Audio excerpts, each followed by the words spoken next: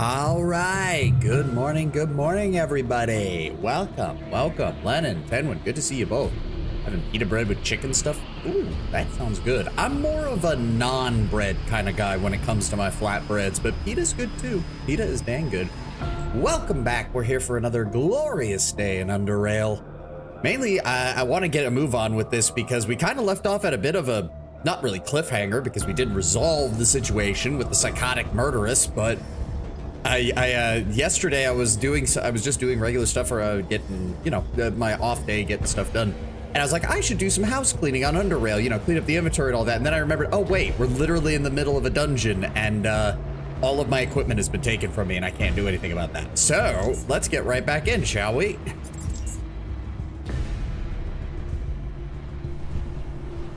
we go. We need to collect everything that's down here and then find our equipment. Because Lord knows I'm gonna need that. Now let's go check out the dead dudes that we ran past. Did she already strip all of them, I'm assuming? Yeah. Why? Ah, there's the other one. Oh, a jaw part. It is a piece of jaw lined with human teeth. It looks human. 3 experience points. We are 3 away from another level up. Good. Hey, Diamond, welcome. All right, so that's clear. That's clear. He doesn't have anything in there. We can't loot anything from there. We already stripped out that. Did I loot her body?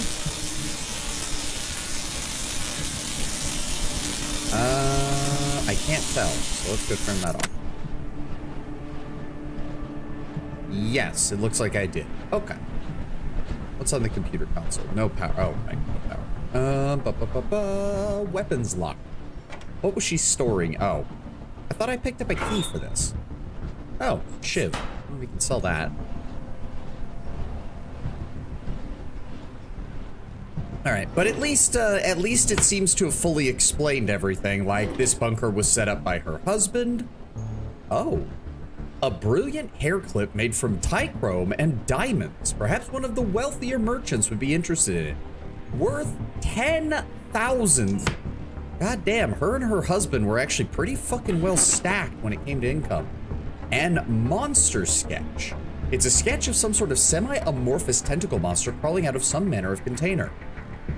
Piece of paper. Small piece of paper with Evelyn 7654. Okay, so that's the password in case you needed it. So that gets us a level up. Fuck yes. Gasoline and a flashbang. A bunch of different parts. An ampule, flat beaker, and a thin grenade case. I don't think there's anything else we missed. Turn the power back on. I don't mind that. But yeah, that's it. All right. Can I get out of here now? Thank you.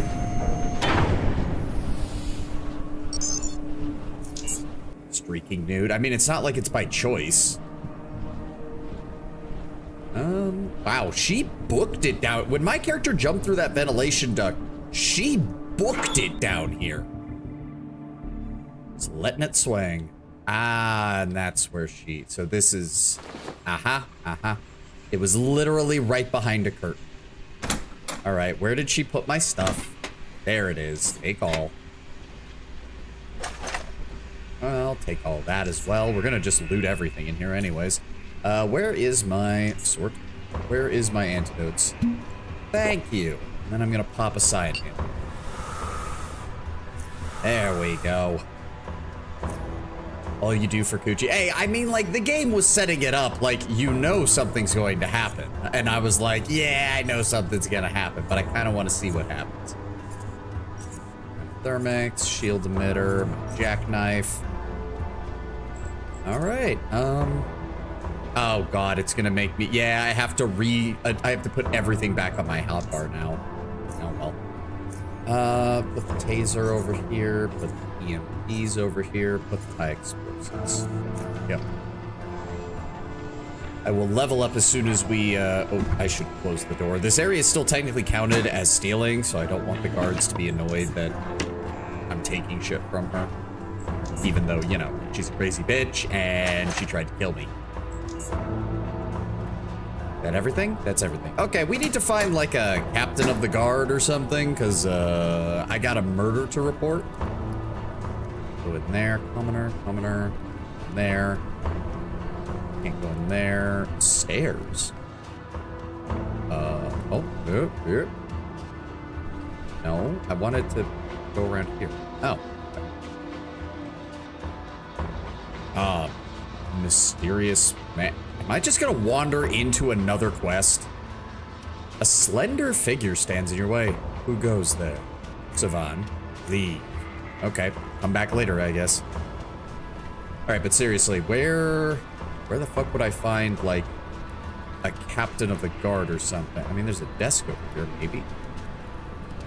Oh, I don't even know where my character's going. Hello, Mr. Freeman.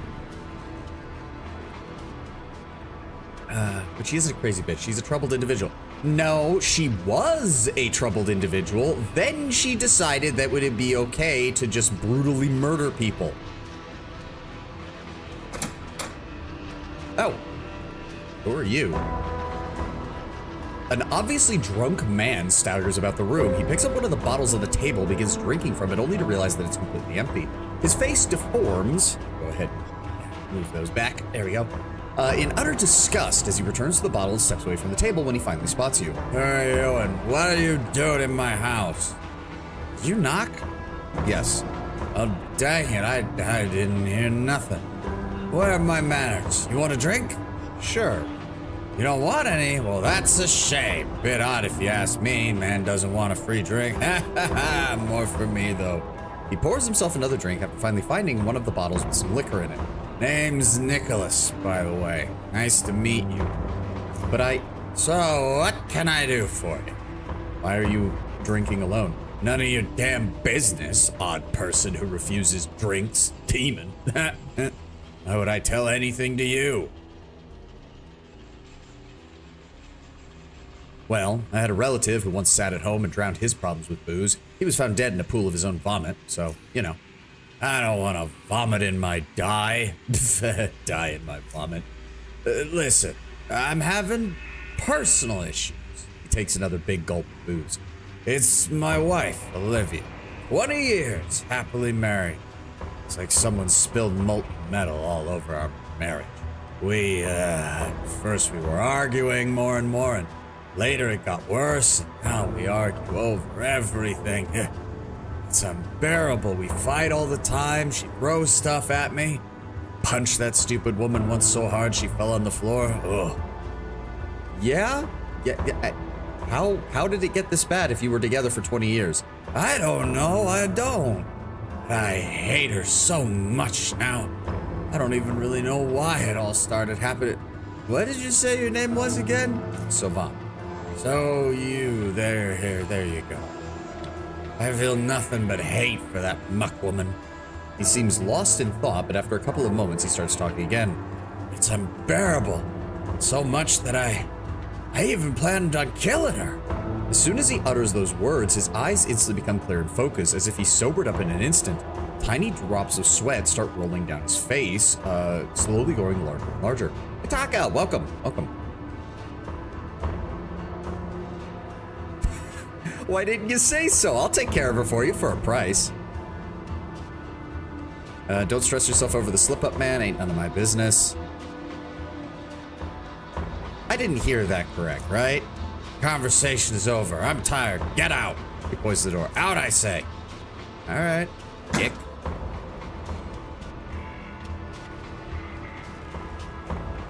Oh, Brown Bear, welcome. Yeah, great timing to come in on that, wasn't it? Okay, but seriously, is there, like, need somebody... How do I get in here? I don't see a door that leads into here. Why am I... Oh, no, there is, but it's red, so... Homeless dude. A shame if someone was to eat it. Dude, you want to try something? Go right ahead. I will wreck your fucking world. I don't even remember how I got into this area, if I'm gonna be honest. So... Oh. And now I'm just wandering into yet another person's house. Can't you see we're in the middle of something? Please, I'm in the middle of a conversation. Okay. All right. Okay, so I'm guessing there's no... I'm not seeing like a security outpost or like a command center. So I'm going to assume that the captain of the guard is not here. I need to find that person. I'm assuming I can turn in evidence of this murder. Also, what am I waiting for? I completely forgot. Hey, your character has gained access to specialization points, which can be used to improve your feats. Yes, we have our first specialization point. Your specialization choices depend on what feats you chose, and then you can improve the specific feats. You get 1 specialization point per level for the rest of the game. Yeah, so good stuff. Good stuff. I don't yet know what I wanted there. So I'm going to, So hold on. This is level 16. We get another stat point at 20 and 24.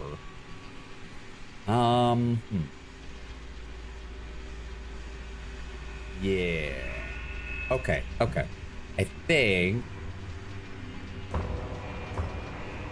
oh, sorry. I was checking Twitch and YouTube to make sure everything was working while I was doing that. And I thought something had fucked up on Twitch there for a moment.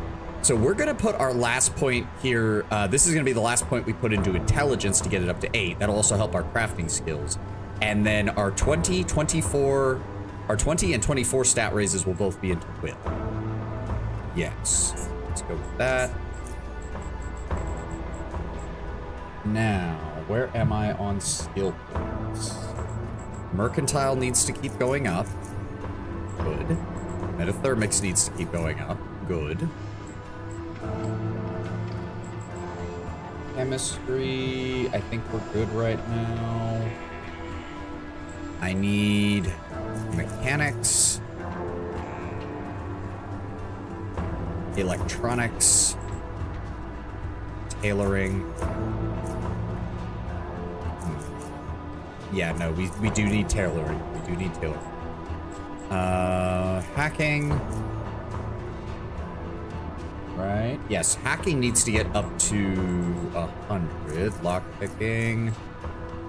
Traps. Throwing is okay right now. We're mainly focusing on these skills. We just gotta keep going. We just gotta keep going. Metaphysics is at 90 actual, 164 effective. Very nice.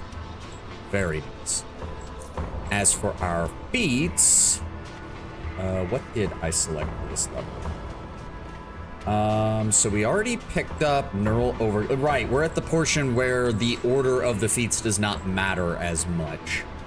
Because this is all just kind of the stuff that fleshes out what we can do. So the question is, what else do we want? We could get some psycho neural optimization, which is good. Mainly because we're just using metathermics. So as long as we only have 1 psi school innervated, we reduce the cost of all of our abilities by 10%.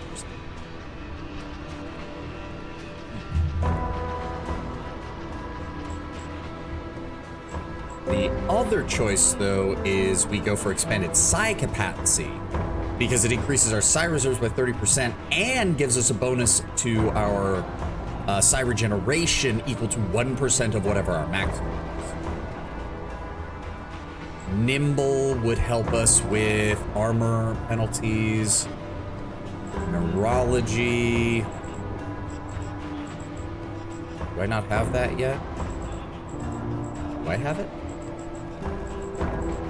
Wait. Oh, I might not have a high enough skill for that just yet. Yeah, I need to get biology to 35. That's fine, because that's not as important. Neurology is a nice... Honestly, neurology might not even be needed, but we'll see. We'll see. We could grab stoicism for a little bit more resistance. Nimble is a no-no? Why not? Because I've done the math, Lennon, and as long as you build a 4 metal piece of armor, Juggernaut will still function even with Nimble. Nimble just gives you a little bit extra leeway as far as having some movement points, mainly, by reducing that armor penalty a little bit. And to be fair, I'm not totally sold on Nimble. We might grab something else. Probably an alternative choice would be disassemble or power management in order to get Power management would help us with making shields and electrical equipment, while disassemble would just make it easier to craft stuff in general. But we're not going to have the specialization points to make disassemble really worth it, because you can lose quality with disassemble unless you have the specialization points to improve it. For right now, yeah, I'm definitely thinking we just go psychoneural optimization. Let's just cut the amount of points that I need, and we have our first point here. And what I would like to do for our first point, what did I have selected for this? Okay, we've got a couple of different choices.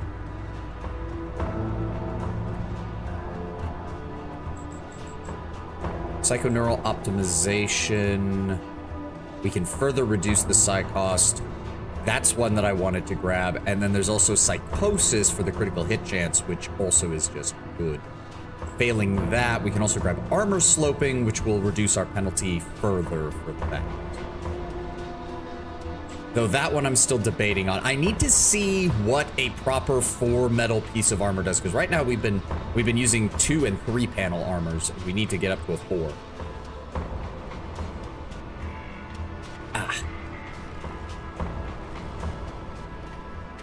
So for right now, let's go with the psychoneural optimization and get us a further, well, 1% isn't really going to do that much. Let's go for the additional 1% damage from psychosis, or the 1% critical hit chance from psychosis. That makes psychosis even more valuable. All right, where am I again? That's the electronic shop. Again, I don't know. There's a ladder. Okay, that doesn't help me. That's locked. I can't help you. I'm not from around these parts. Oh. Say what?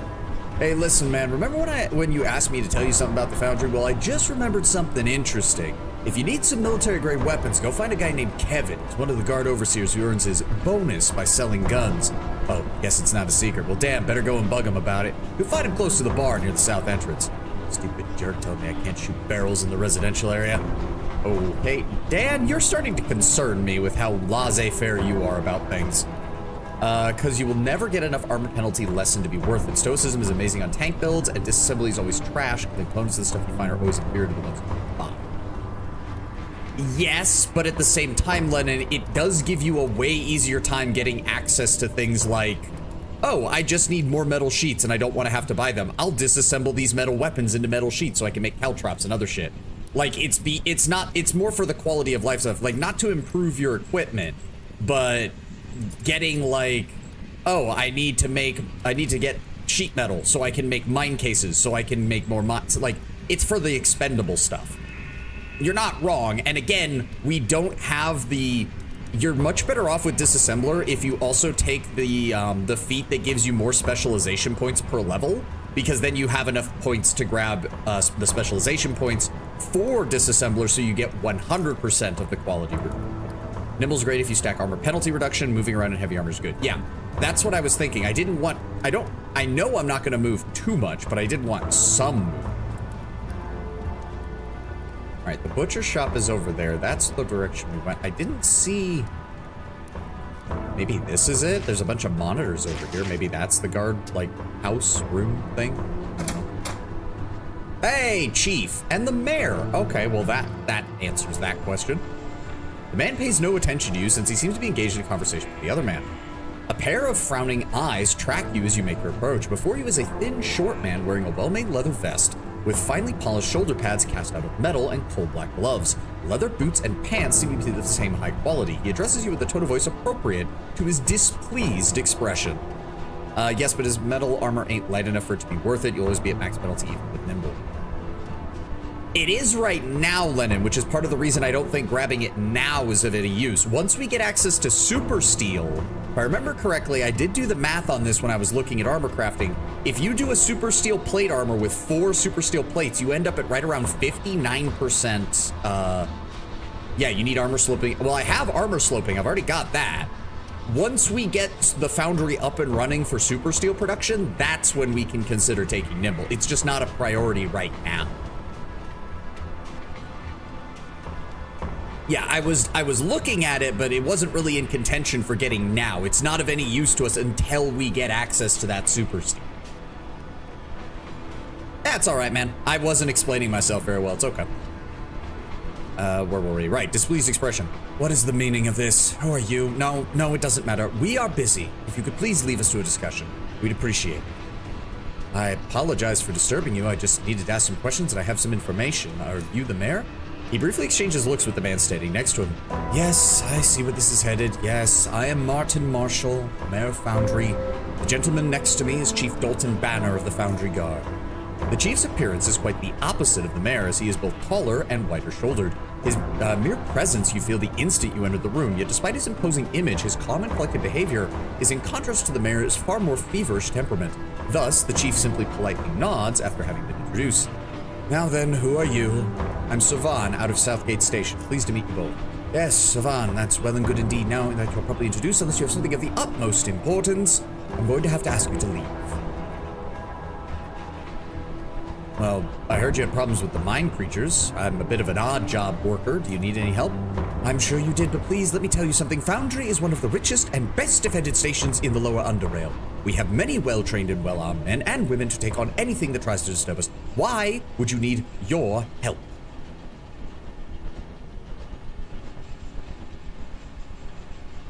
I guess we go for the persuasion option. I come from Southgate Station. I've helped people deal with it. I want to use the persuasion. So did you get out of the kink dungeon in one piece? Surprisingly, yes. We managed to wrap that up at the end of stream yesterday, or on Wednesday, and that was all there was to it. We grabbed a couple of oddities down there, and we leveled up, and we're good to go. The persuasion option probably works better. Maybe, well, except this sounds insulting to him. That first line, maybe you people aren't as tough as you think. Yeah, no, I'm willing to go with this. I'm out of Southgate Station. We've been dealing with a large number of difficult problems. It's what I do. I figured I'd offer. That's what you say. You do realize I can't exactly trust any random person that walks into my office, right? I'm sorry, but if you really want to gain my trust, you're going to have to do much better than simply be a Southgater who thinks he's better than everyone. All right, look, Mr. Mayor, maybe you people aren't as tough as you think. If you were, you would have had this problem taken care of. Maybe I'm the man who can do that for you. I have offered you my help. If you want it, fine. If you don't, your loss. After listening carefully to you, he responds with an unexpectedly calm manner. If you really are so keen on helping us, then why not give you a chance? You do have the energy for it. All right, as you know, unless you've been living under the most remote cave ever known, unknown to humanity, Foundry is the largest exporter of iron and refined metals in the lower underworld. What's even better is that our mine is rich, not just with iron, but aluminum, titanium, and most importantly recently, chromium. We discovered large amounts of all of it several months ago in the form of a chromite ore. Needless to say, as soon as we discovered it, our miners began following the veins, and so a few weeks ago they mined into a new cavern and encountered the very creatures that have been rumored about. What they saw there was unlike anything we have seen or heard of before. These beings had shells made of rocks, metallic blades protruding from their backs. You heard me. Shells made of rocks. The creatures were highly aggressive, and we had to bring in the majority of the Foundry Guard to deal with them. Now those creatures, while resilient, are no match for our men. The true problem has revealed itself when the guards encountered the beast. We got energy. Psi energy, correct. The beast. Yes. It may look like its smallest siblings, but it is a four-legged boulder. A huge monster that stopped even the Foundry Guard dead in their tracks. Meanwhile, it is nigh unstoppable, and the guardsmen tried everything. They shot it, they burned it, they threw grenades at it. The damn thing is as hard as rock. Most of the men sent to clear the mine are now dead, and I've had no other options but to order the closing of the whole operation. This problem will begin hurting us fast if we don't find a way to deal with these things. We have days, maybe a week, before we run out of existing ore supplies, after which all production in the foundry will stop. What can I do? We need a solution, and I would appreciate it if you'd help us find one. At one point, we considered using explosives to simply collapse the tunnel and seal them off, but the mining supervisor advises against it. What's worse, even though these things have been a bit quieter in the mines for a few days now, the rock creatures are beginning to emerge from the mines and have begun attacking our citizens. Even though all the entrances to the mine are heavily guarded, some people have still gone missing. Would you mind if I interrupted you for a second, sir? Not at all, Chief, not at all. I was almost done anyways. Go ahead. As you can see, young man, This is a problem which could, if left unsolved, mean the end of the foundry. The mine does not only feed the mouths of the people here, but secures their protection. Or do you think the foundry guard operates solely on goodwill? If you really want to help us, then my suggestion is you speak with the only survivor from the unit that was tasked with clearing the mines. He knows more about the creatures than any of us. His name is Saban Mulov. You'll find him at the mine entrance with the others. That's just to the east of the metalworks. I'm surprised you didn't take him off duty given everything he's been through. I discussed that with him, but he was adamant about staying on, so he's asked to be posted right at the mine entrance. He is the first line of defense. Brave man, and a fine example to the rest of the guard. Got it. Is that all? Nearly. You're going to want to speak to Marcos Banti, mining supervisor. You'll find him at the mine entrance as well. Did advise us against collapsing the part of the mine with explosives, but talk to him. Perhaps the two of you can work out a solution. I believe that's everything. I'm on it, Mr. Mayor. Billard, go and report to us once you have something. Can I talk to the chief? Yeah, I'd like to talk to you about Evelyn Ingram. He pauses for a moment. What about her? I found evidence that she is a murderer. Take a look at this. Chief carefully examines the files from the drive, and you wait for him while he does so, but it doesn't take long for him to return to you. Oh, you remember me. I'm the guy from Russia. Hey, Runebach. Yeah, I remember you were posted in Russian. I don't know. What's the alphabet called? Cyrillic or whatever? Yeah, man. Welcome. Good to see you. Need some water. This is serious. We've had some people go missing lately, but most of these disappearances were attributed to the creatures from the mine. I'll send a few men to her home at once. Is there anything else I should know? She's dead. I killed her in self-defense. I'll send some men to see what's going on. You wait here. After the anniversary update, crafting required for the higher quality components, you find the higher their requirement past the previous 80% for almost everything. Made the test with the console commands and 3 plates, not even 4, require over 200 mechanic skill for metal armor. Yeah, it's because it's pretty easy to, because what is it? It's 80% of the quality of the item. But in order to do a 4-plate set, in order to do a 4-plate set, you need, what is it? It's a 10% increase for the other 3 plates. So you're looking at like a 240, something like that in mechanics in order to fully build out a proper set of armor. You write in the chat what he said, please. If someone wants to fill in Runebach, that's fine, but I don't know, man. I don't know anything other than English, so I can't really help you as far as like trying to keep you up to date on what's going on. Sorry. Unbelievable. A hidden bunker full of corpses. I can't believe Evelyn, out of all people, was capable of committing such murders. You're lucky to have managed to save your hide in there. My men have found her corpse and are still in the seat of the crime. You're free to go. We've confirmed you acted in self-defense. Nonetheless, you saved lives by exposing her. For that, you deserve a small bounty. He hands you 250 Stygian coins. I don't suppose there's any other jobs available around here. As a matter of fact, I might have something for you. Let's hear it. You're very good. You're very good. You are, I presume, familiar with the Ironheads, one of the larger gangs in the South Underrail, or Lower Underrail. Well, one of their clans is starting to cause us trouble for Foundry and the whole region. These scum, and that is what they are led by a man who calls himself Baylor, known for only 2 things: immense physical strength and a sinister red cybernetic eye. Unfortunately for us, his successful leadership can be added to that list. We, the Foundry, have placed a bounty on his head for 1,000 Terons. You bring me his eye's proof, and it's all yours. What can you tell me about this guy? Not much is known about him, though according to reports, he's over 2 meters tall, could snap a rathound's spine in 2 with 1 hand. There's even been a few reports of him flinging broken-off stalagmites at his enemies, a boss, to use the colloquial expression of the gangs. Some of these claims are outrageous, but one is consistent. He is more often than not described as wielding a massive sledgehammer, so heavy only he can lift it. As one story goes, he offered one disarmed train guard the chance to use the hammer against him, but the fellow might as well have been trying to raise a boulder.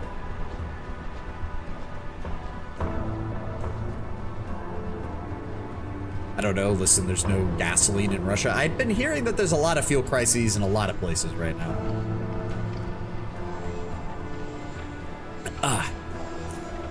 As to where you can find him, his clan of Ironheads is situated in the warehouse block Beta, just south of the Foundry. Ironhead activity in that area is heavy, and all the recent attacks come from that direction. If Baylor is there, he has some of the best forces in South Underworld. How do I get to this warehouse block? It's south of here, but to actually reach it, you'll have to either go west and then south, or east then south from the foundry entrance. Both ways will lead to the warehouse block. Both are well defended. What can you tell me about the Ironheads? They are the best organized gang of Lower Underrail. While technically composed of multiple clans, their cooperation and common interests clearly make them part of a larger organization. They've been increasingly more difficult to repel in the recent years. Previously, they'd been nothing but a nuisance to the Foundry Guard, but much different than other lowlives roaming the metro. Steadily, though, they have risen their numbers in greed and in power. They are intercepting travelers and merchants near our station, attacking the heavy protected convoys, and have in general grown more bold, and dare I say more cunning. Wasn't Baylor a mech from that other mech game, Lance or something? That does sound familiar. Baylor, what is this? Wrath of the Righteous, AOW4 Chaos? But I mean, if it's obviously meant to instill terror, Lenin, so I think it's very obvious what the feeling was, what the bandit was going for by naming himself that. We have more than enough firepower to prevent them from even thinking about attacking us directly, but the areas near Foundry, those are far more difficult to protect effectively. Other than that, I can't tell you much more. We learn about them only through their misdeeds, and since the name Baylor grew more and more associated with those, I can safely say that his leadership is what has made the local Ironheads so dangerous. I'll do it. Very good. Best of luck, and remember, we need his cybernetic eye as proof. Alright, alright. Okay. That's the meat market. We need to head back to the main area.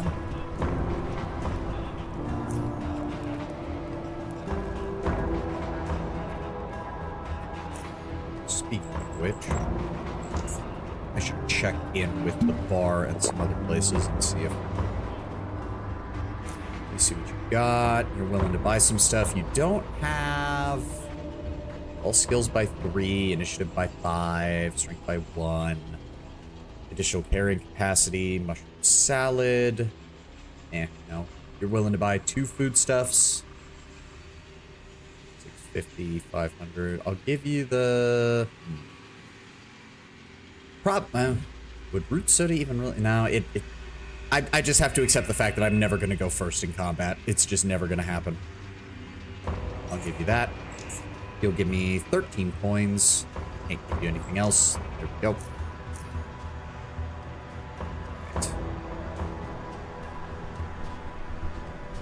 Right. Oh, no, that's just a guard post. Where was the... Ryan? You are willing to buy some stuff. I'll give you that.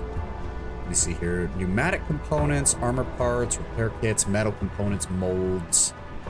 That's 50 apiece, 60 apiece. I'll give you that.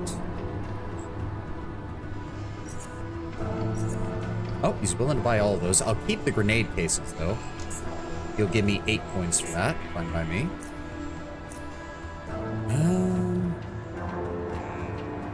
Wasn't there a general store? I think it was over here. Just joking. Clearly, the people of Underrail have some semblance of the old world mythos knowledge, like the Stygian coins being a reference to the Stygian ferryman. I think it's more than that. Yeah. Is engraved with the image of Charon, the mythic Stygian ferryman. Like, so they have some records of the world before. They definitely do. You want the ammo. That's fine by me. And the cases. A blast suit. That has way higher damage threshold, but its armor penalty is automatically 95%. Full suit of body armor specifically designed to withstand the pressure generated by a bomb and any fragments the bomb may produce. 40% damage resistance on mechanical, 35 damage threshold, but you lose 2 perception, lose 3 agility, lose 20% movement speed, and take 10 reduction to your action. Hot damn. All right. Ooh, ampoules. I always need more ampoules.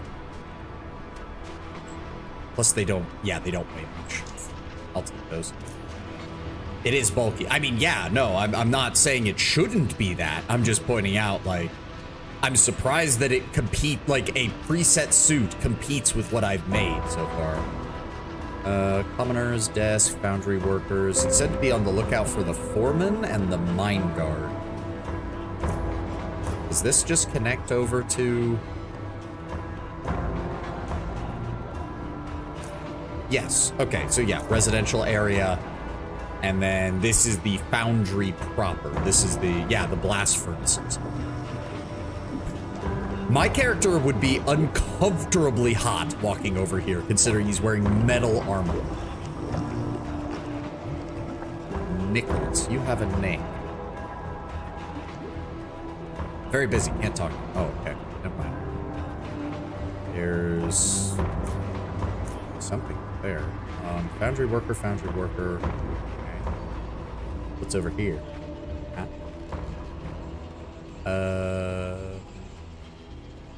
What is this? Computer console. What? It doesn't look like there's anybody over here. Bernard. I think that was the person. You find the man working the giant furnace that's towering over the whole area. In fact, it seems like he's attempting to repair it. Judging by his barely audible swearing, it doesn't appear to have had any success. You see him using multiple tools, trying out various parts to no avail. Suddenly, he stops working and tilts his head slightly to the side without actually turning around. A moment later, he picks up a large wrench and continues the repairs, and that is when he speaks to you. Can I help you? What are you doing there? I think it's obvious what I'm doing, friend. He puts down his tools and turns around, wiping the sweat from his forehead and transferring it to his filthy coveralls. Name's Bernard. Do you need something specific, or are you just making small talk? I did have some questions. Well, go ahead then. By the way, your name is Savan out of Southgate. All right, go ahead. What you want to talk about? He looks like a mix of Barrett from FF and an orc. I mean, to be fair, that's the lighting. The lighting is giving his skin like an unhealthy green tinge to it. And I think because the game actually does have a decent lighting system, and like all the character portraits are portrayed with whatever light is nearby. And since he's got a green light next to him, it's shining on his face. What can you tell me about Foundry? You came all the way out here to ask me that? I don't know, air's polluted for sure, you know what I mean? Just go ahead, take a deep breath. Takes a deep breath himself and starts coughing. See what I mean? You hear a lot of them people coughing and sound like they got jackhammers in their throats. But the pay is good, which keeps people coming, and the bandits can't reach you. And my Gloria's here. Gloria? This is her. The furnace. Yes, sir. He puts on a wide smile and points to the massive smelting furnace. Lovely name. I like it. It fits her. I hear you. Finally somebody gets me. I've been trying to explain that to people for years. Gloria means glory, and this old girl, oh, and I've had our fair share of it. She served with me for many, many, many years. But now, now she's a cold, lifeless piece of junk. Oh, Gloria, why couldn't I die before you so I didn't have to suffer like this? Do you need some help repairing it? It's some kind of weird electrical problem. I think I know exactly what's causing it, but whatever I do somehow seems wrong. What's worse, that bastard up there said, oh, she's too old. It draws too much power from the system. Just not useful anymore, because we got better ones now. I'm talking about you, Marshall, you bloody... Raises a clenched fist up into the air. Look, when Gloria broke down, our beloved man personally instructed everyone not to bother repairing her. He turns towards the large furnace, but I'm not breaking my pick. I'll find some way to fix you. I will. You know anything about the mine creatures? Oh, heard some scary stories about those things, you know? After the mine was closed, some folks are... Oh, I accidentally clicked on that. Some say it's got nothing to do with the creatures, but with the recent increase in crime rate instead. I mean, the prison's getting full and full of it. Who knows? Can I... Nope, I can't do anything else for him. I'm assuming that will be a quest that opens up later, maybe once I have a high enough electronics score. Some more foundry plans. We need 26 more experience in order to level. Okay, so Bernard is the only one out here. So what is that? That's the foundry mine itself. Oh, okay. Well, we don't want to go too far into that because they said all the creatures are down there. It's in the computer console. Stored ore 0. Loaded ore 0. Conveyor belt off. Conveyor belt on. Conveyor belt off. Recall cart. Oh. Okay. I guess that... Oh, can you actually, like, mine stuff down there? And that's how you, like, get it out without having to carry it all in your inventory? Because it probably weighs a ton. Probably. Alright, but seriously, where's the guard they met? They said there was a guard and... I'm not seeing anybody named, so... Oh! Skeleton visor. It's a foundry worker visor with a skull painted on it. Looks cool, but very impractical.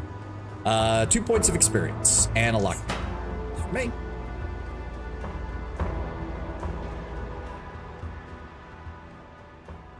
Marcos and Saban. Oh, okay. So here's where their people are at. And barrel.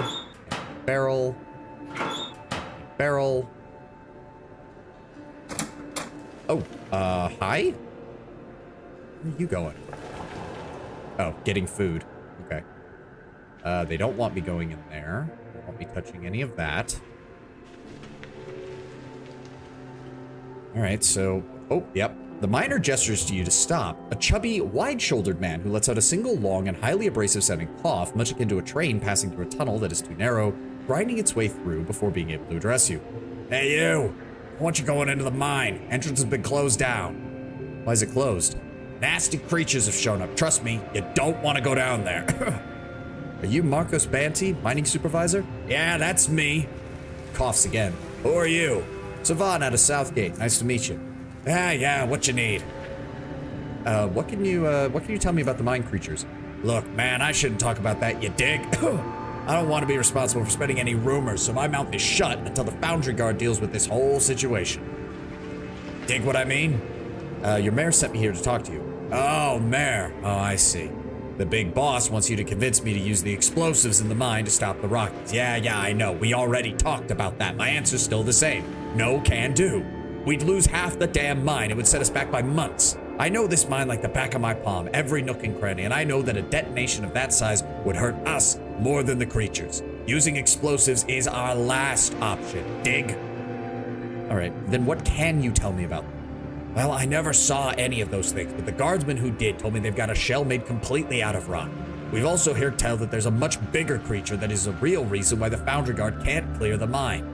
The small ones, not exactly friable, but they're not that tough. But the big daddy is damn near invulnerable. At least that's what we've heard. Marcos removes one of his gloves, pulling it off one finger at a time to reveal a huge, rough-skinned hand with dirty, chipped nails. He continues with a one-sided smile. Now, I bet no one mentioned them funny-looking worms to you, huh? He proceeds to imitate vermicular movement with his index finger, moving it a few centimeters to the left and right with each motion, right? Right? What worms? Of course, the boss failed to mention that detail. Oh, you're gonna want to listen to this then. Couple of months ago, we found some chromite deposits deep in the mine. So far, we mostly mine iron, titanium, and shit like that. No chromium. As soon as we found it, we started digging in its direction. Along the way, we found patches of chromite, ore you get chromium from, that had these worms in it. Miners would drill the ore, and the worms with drills for heads would come out of it. We'd never seen anything like it before. Weird shit, I'm telling you. The worms would just get out of there and be on their way. They never bothered us or anything. But after the Rockies attacked, some guardsmen went deeper into the mine, told us the worms are all over the caves. I think it's connected somehow. The Rockies feed on the worms or something like that. Thought I should tell you. He puts his glove back on. And that's all I got for you. Just tell Marshall we're not using explosives. Dig? All right. Is there anybody in Foundry who could help me inspect the worms from the mine? Do you have a biological expert? Two heads are better than one on this. An expert? No. Biologist, a zoologist? Highly doubt it. He coughs. There ain't much work for biologists in here. Foundry, someone could have stopped by the bar, visited a relative, but other than that, nope. On that end, I think you're gonna have to seek help from outside Foundry. Oh, shit. I might have to head back to SGS and see Quentin then. Well, there you go. Damn fireable throat. Coughs again. Anything else you need to ask me? So, who exactly are you? Huh? Tell you that's none of your business. Any more questions? What can you tell me about Foundry? The good old Foundry. Honestly, it's not as bad in here as people say. What folks don't understand is that you can't have anything in life. Folks want cleanest air, water in the underrail, armed troops protecting them from the ironheads, easy job, and lots of coin. Well, excuse me. Me? I'm golden. Mining can fill a hard-working man's pockets real well so long as you're careful around the mine and the metalworks. He coughs. Talking from years of experience here, boy. You just have to be clever and make sure not to die. Drink only the clean water, wear your respirator at all times as well as your protective gear when you're digging, that sort of shit. He coughs. Then, when you earn a lot of coin, you finally get tired of this place, you move to Core City and live like an oligarch. Huh, almost. All right. I knew there would be at least one person who's just like, look, man, this whole underrail is fucked. I'm fine being a miner. So I'm assuming this portion of the mine is safe. Yeah, they've got more jackhammers out here. Saban.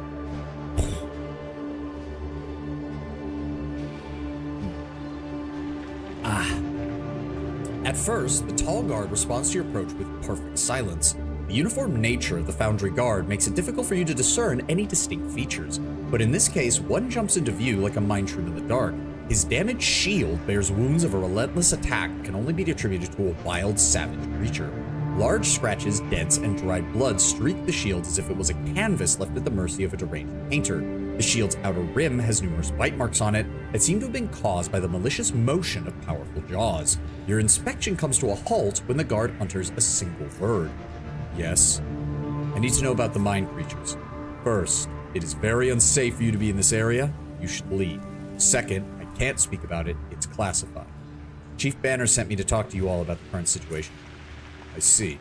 In that case, Officer Saban. Almost everyone here calls me Supke. Supke it is then. Pleased to meet you. Now listen up. His voice undergoes a few subtle changes, becoming drier and somewhat distant. After our miners first encountered the Bladelings, as we call them, a group of us was sent inside the mines to deal with the creatures. The reports implied they were unusual in appearance. Only when we encountered them did we realize how strange they actually were. They have 4 legs, 2 eyes, a mouth, the usual, but their shells were made of rock, fused with their bodies, with metallic blades protruding from their back. A real unreal sight.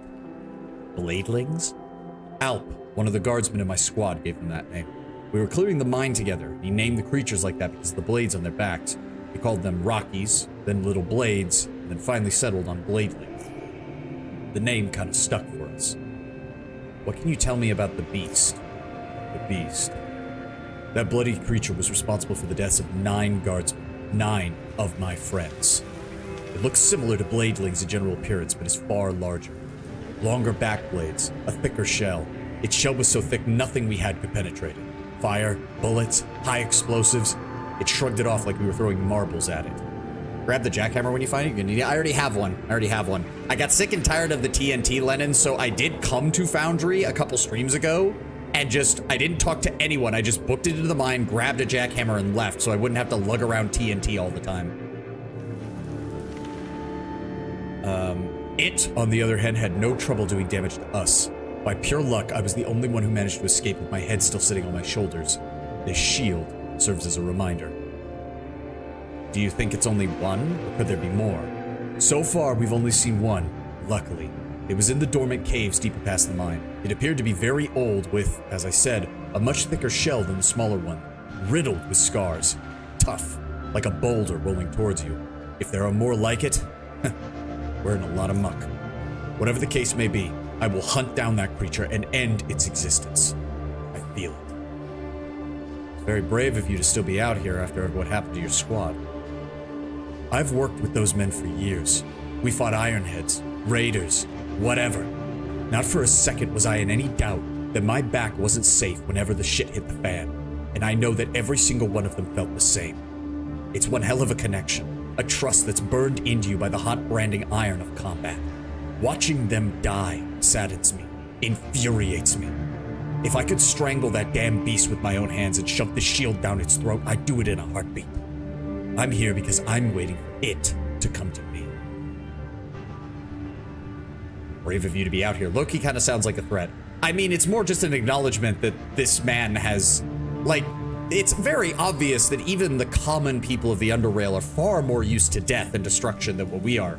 But there's still something to be said for the very human connection of your entire squad that you served alongside with for years getting wiped out in front of you. I don't think you can kill it alone. I don't care. All I want is for it to die as painfully as possible. Yeah, we already did that. There'd be more, right? Do you know anything about the worms? I remember those things. They have strange heads shaped like small drills.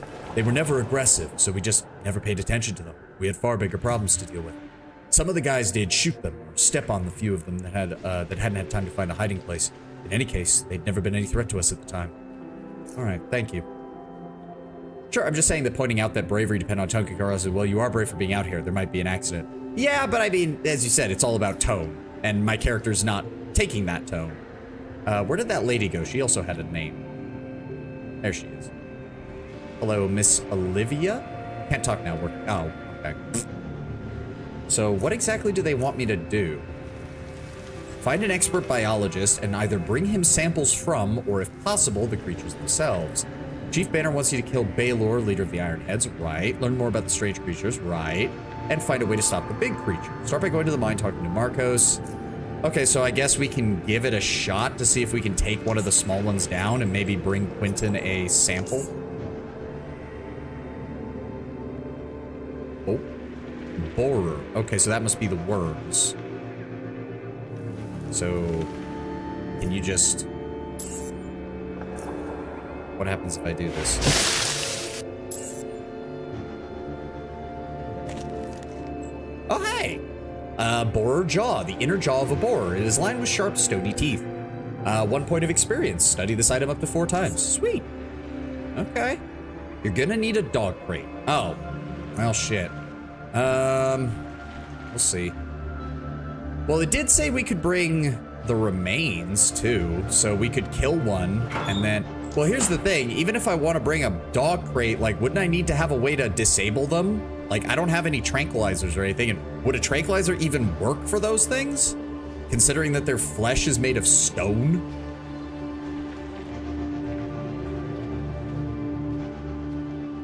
I don't know. I know I have dog crates back at my house in SGS. Probably do that. I'm sure we're set to max speed, so we're moving at full speed on here. Oh, maybe the butcher shop has a dog crate. We could do that. You don't need to disable the ones you need for the dog. You don't need to disable the ones you need for the dog crate, aka the wormies. Oh, why would I need the worm? Oh, they did say that the worms and the beast might be interlinked, so maybe. Either way, the butcher shop I think had dog crates. If not, we're gonna have to make a run back to SGS anyways, because I don't have any.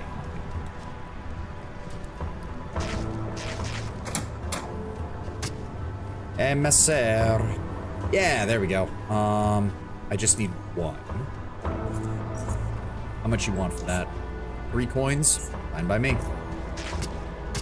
Just gonna put that on the hotbar.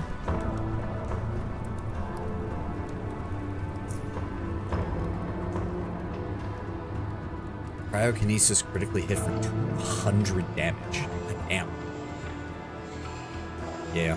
I can see why people say, like, you're much better off stacking offense than defense in this game. It's the same problem of a lot of CRPGs by the end, is as long as you go first or you can survive the enemy going first, you can win as long as you hit hard. It is a little annoying that that's so common across all CRPGs nowadays. Also, I can't help but feel that if that thing tore through an entire squad of 10 Foundry Guard, having only 3 of them here at the entrance is not filling me with confidence. At all. Alright. Let's start looking around for what we can find here.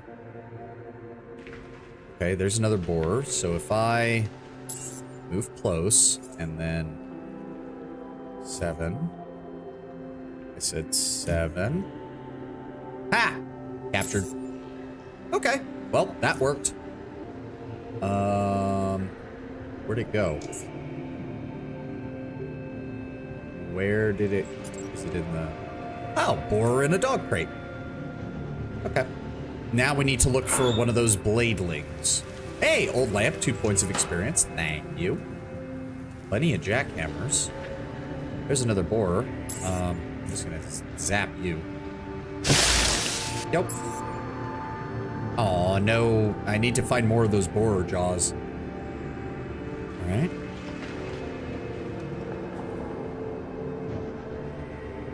Hold on. Make sure there's no...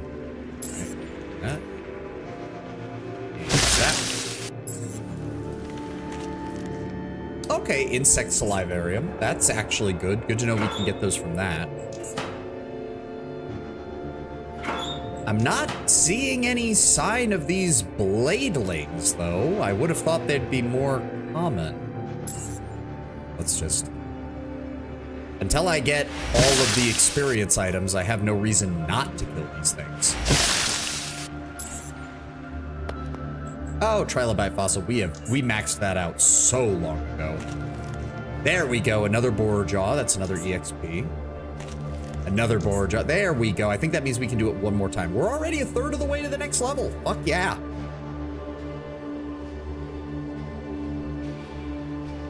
Okay, I don't like how empty this place is. I was expecting more of them. I'm gonna double back and go the other way for a second. Yeah, because there's multiple directions we can go. Okay, more borers. I will as well. As I said, we need one more. God, critical hits are so nice. Go, jackhammer. Oh, no remains on either of them. Fuck. Right. No sign of. Hello, Mr. Borer.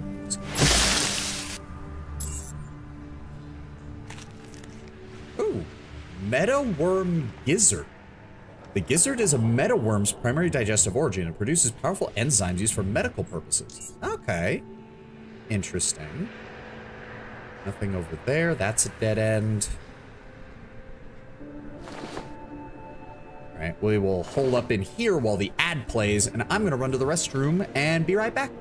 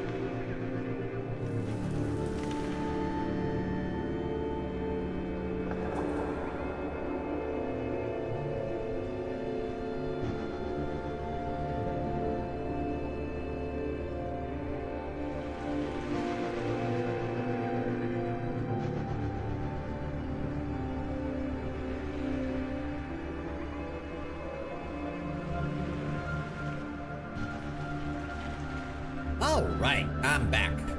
Adds Jover. Yeah, I just have to go off of what Twitch tells me, Lennon, and I have it set for a 3-minute ad, but I don't know if they actually put them on there or not. Besides, again, part of it is more for my sake than your guys' sake. Having the ability to just get up, get some water, you know, use the restroom every hour, and try not to play through the ads so that way people don't miss anything. I think that fits pretty well. I think that fits pretty well. If we're going to have the ads in order to monetize the channel, then I may as well try to limit their impact on everybody. Oh, incendiary bolts, caltrops, advanced health hypo. Okay. Some flares, an electrical lantern. Okay. Oh, firecracker cap. Attached to a blunt melee weapon. Causes an explosion of 50 to 100 heat, 50 to 100 mechanical. Yeah, I can see why those are valuable. Oh, to all targets in a radius of 3. Oh, that includes yourself, doesn't it? So you can blow yourself up with that. Ah, understandable. And some scrap. Okay, so this must have been like a miner's office. Okay, so that just loops back over there. Did I get the last one for that? I don't remember. No, I need one more. Okay. Combat.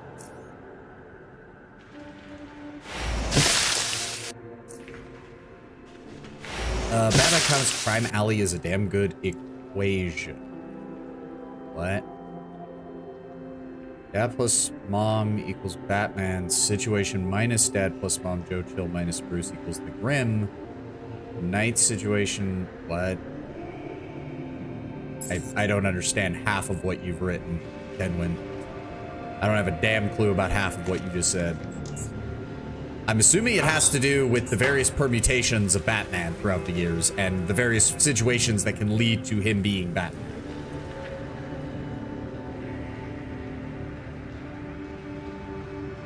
Okay, hello, Mr. Borer. I'm just gonna shoot you. Where'd he go? Where the fuck did he go? There he is.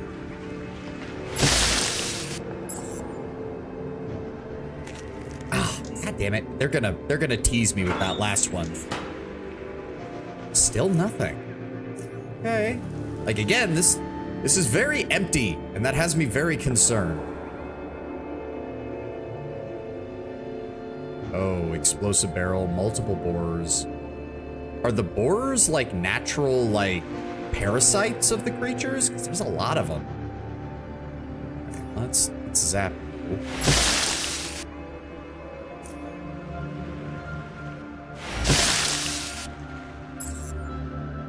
We please get the last. There we go. The last borer jaw. We're now maxed out on that. Thank you for the 4 experience, you little shits. Oh, that is an entire stack of TNT. Oh, you're only allowed to grab 1? Oh, that's bullshit. Don't do that. I would rather you show a whole stack and then the whole stack disappear when I pick it up, rather than, oh, it's a whole stack, pick up 1. Can I pick up the others? No. I believe the AoE doesn't hit you if you use the firecracker. Oh, okay. The point is that in so many different multiverse Batman comics, his backstory, many of them some sort of changes the events of Crime Alley. There's a sort of crossroads for different Batman. Oh, yeah, I see what you're saying. Only the dad died, or the dad plus the brother died, meaning you can make a comic equation of who dies to who and why, each equating to a different Batman alternative. Oh, yeah, like, and you could even go the opposite direction, because in, which one is it? The Flash Paradox or whatever? Bruce is the one who dies, which leads to his father becoming Batman, and his mother having a mental breakdown and becoming the Joker. I see what you're saying. Still nothing. And I'm assuming this links back into this. Out of the way, Mr. Borer. Yeah, that just links back into there. Again, this feels very empty. Where the fuck are these things? I just need to, like, kill one and get some remains from it. Oh. Chromium rock. Are these things just hiding? You need a jackhammer to mine this. Okay. What does the lever do? Oh. Oh! It pulls a cart. Okay. I'm assuming I have to break these rocks, which means the creatures are probably gonna come once I do that. High explosives, good. I don't think the EMP is gonna be of any use here. I'll keep my metathermics on. I doubt the frag grenade is gonna be... Okay, so the caltrops aren't gonna do any damage, but they will reduce the enemy's movement, which can be useful. I'm also gonna go ahead and get rid of these borers here while we've got the chance. I don't need anything interrupting me. She's the Joker, baby. Yep. Crime Alley plus Thomas beating up Joe Chill. Bruce's perfect world. Yep. Well, I mean, technically, the perfect world would be Joe Chill never was a criminal to begin with, which means Gotham was a better place, which means then his parents were never killed. Ah. Okay. Where did my jackhammer go? I have it, right? Yeah, there it is. Okay. Let's do this shit. Crack it open. Oh. Wait. Impure chromium blade. It would need to be processed in the foundry before it could yield pure metal used for crafting. So 1, 2, 3. I mean, there's a couple more of these. I don't see any reason not to.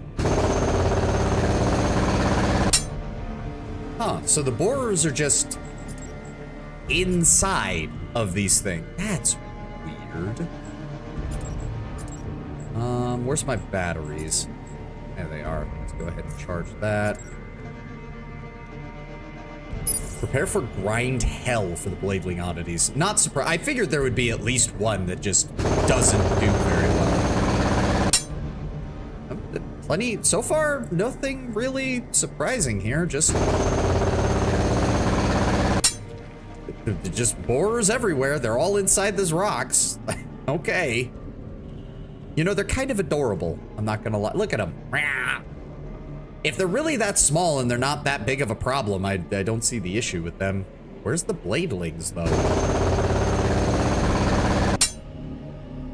Okay, this whole room is now filled with these damn things. What the fuck?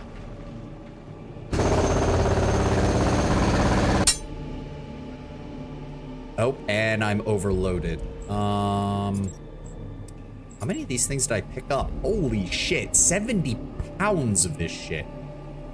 Well, I mean, as long as we don't get into a fight, I'm fine with it. It took 2 hours of grinding to get all the oddities. I mean, to be fair, that's not that bad for this game, simply because it takes, I think, about 4 to, so what is it? Merchant inventories refresh every 90 minutes, which at max speed is cut in a third, so it's every 30 minutes. Enemies respawn every 2 hours, so 120 minutes. You speed that up by 2/3, that's 40 minutes, which isn't too bad. So you go in, you kill enemies, you leave, you come back 40 minutes later, you do it again. More referencing the episode of Justice League Unlimited where Superman, Batman, Wonder Woman get ambushed by Mongol. Uses a parasite that is affected. Bruce's perfect world gets on him temporarily. His perfect world is incredibly simple. It's that single moment in Crime Alley, but Thomas overpowers Joe Chill, who's winning the fight. That's it. The fight doesn't end. It does.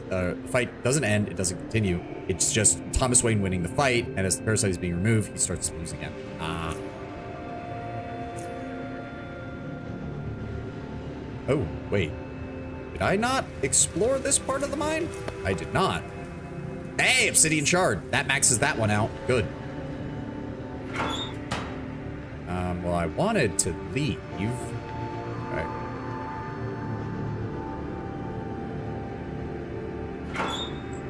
Take that.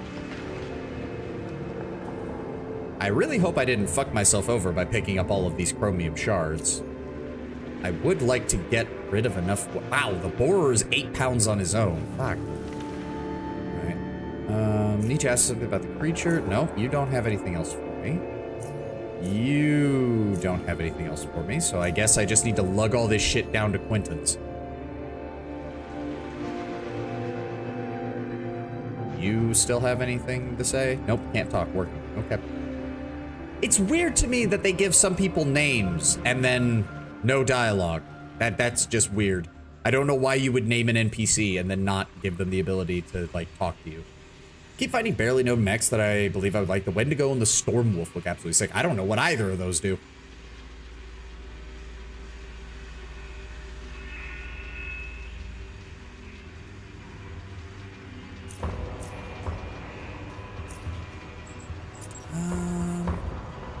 Protection. Oh, I do need to get those sold. I do need to get those sold. I need a lot of this stuff sold, honestly.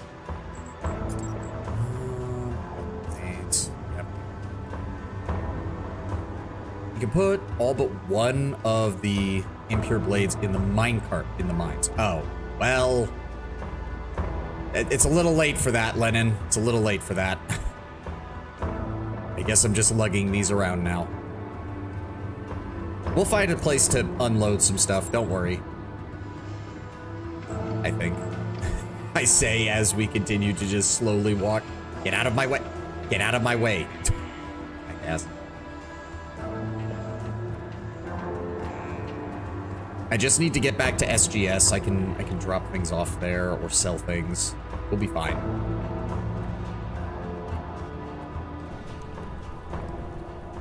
Get on the train. Actually, hold on. No, it's gonna take too long to get over there. Just go on the train. Just get over the train. Get over the train. You'd think if they have those plasma turrets, they'd be able to set them up like further into the tunnels and close off some areas from people getting close. I won't spoil, but there's a reason why I mentioned the card specifically. Okay. We're just gonna take them with us, one way or the other. We'll get this figured out, Lennon. Don't worry.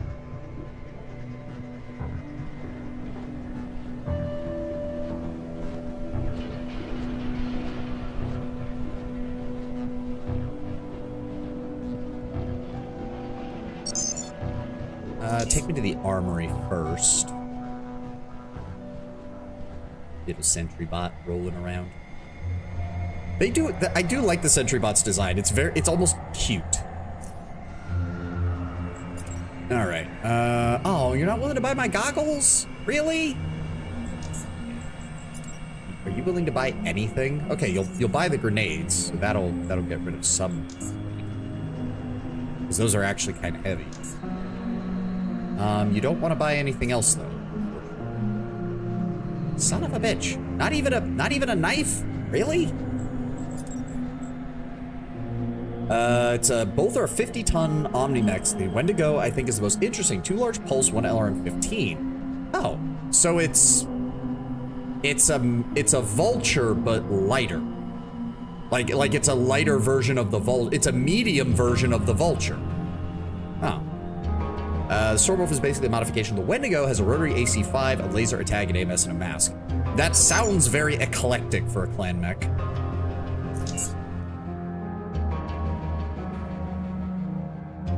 I have any other weight stuff I can drop off? The TNT. Yeah. Oh, and we can drop off all the insect organs as well. Actually, hold on. Hold the phone. Extract, where is it? Extract humor, ampules. That lightens that up. Can't use, oh, I thought I could free up more weight. Still. Hey, there we go. You're willing to buy this. Thank you. Plasma mine case I want to keep. Polarizer. I don't need it. Electromagnetic discharger, I do want to keep those. Do you have anything good for me, Ezra? Pyrokinetic stream, don't really care about that. Cryokinesis is nice, but... I don't think there's anything else I really need from him. Alright, give me... Wow! Still willing to give me a lot for that. Thank you, man.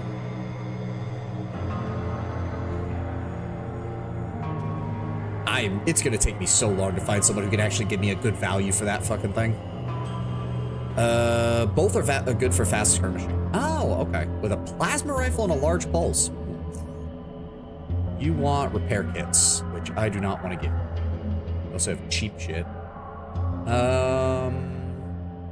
Nothing else. All right.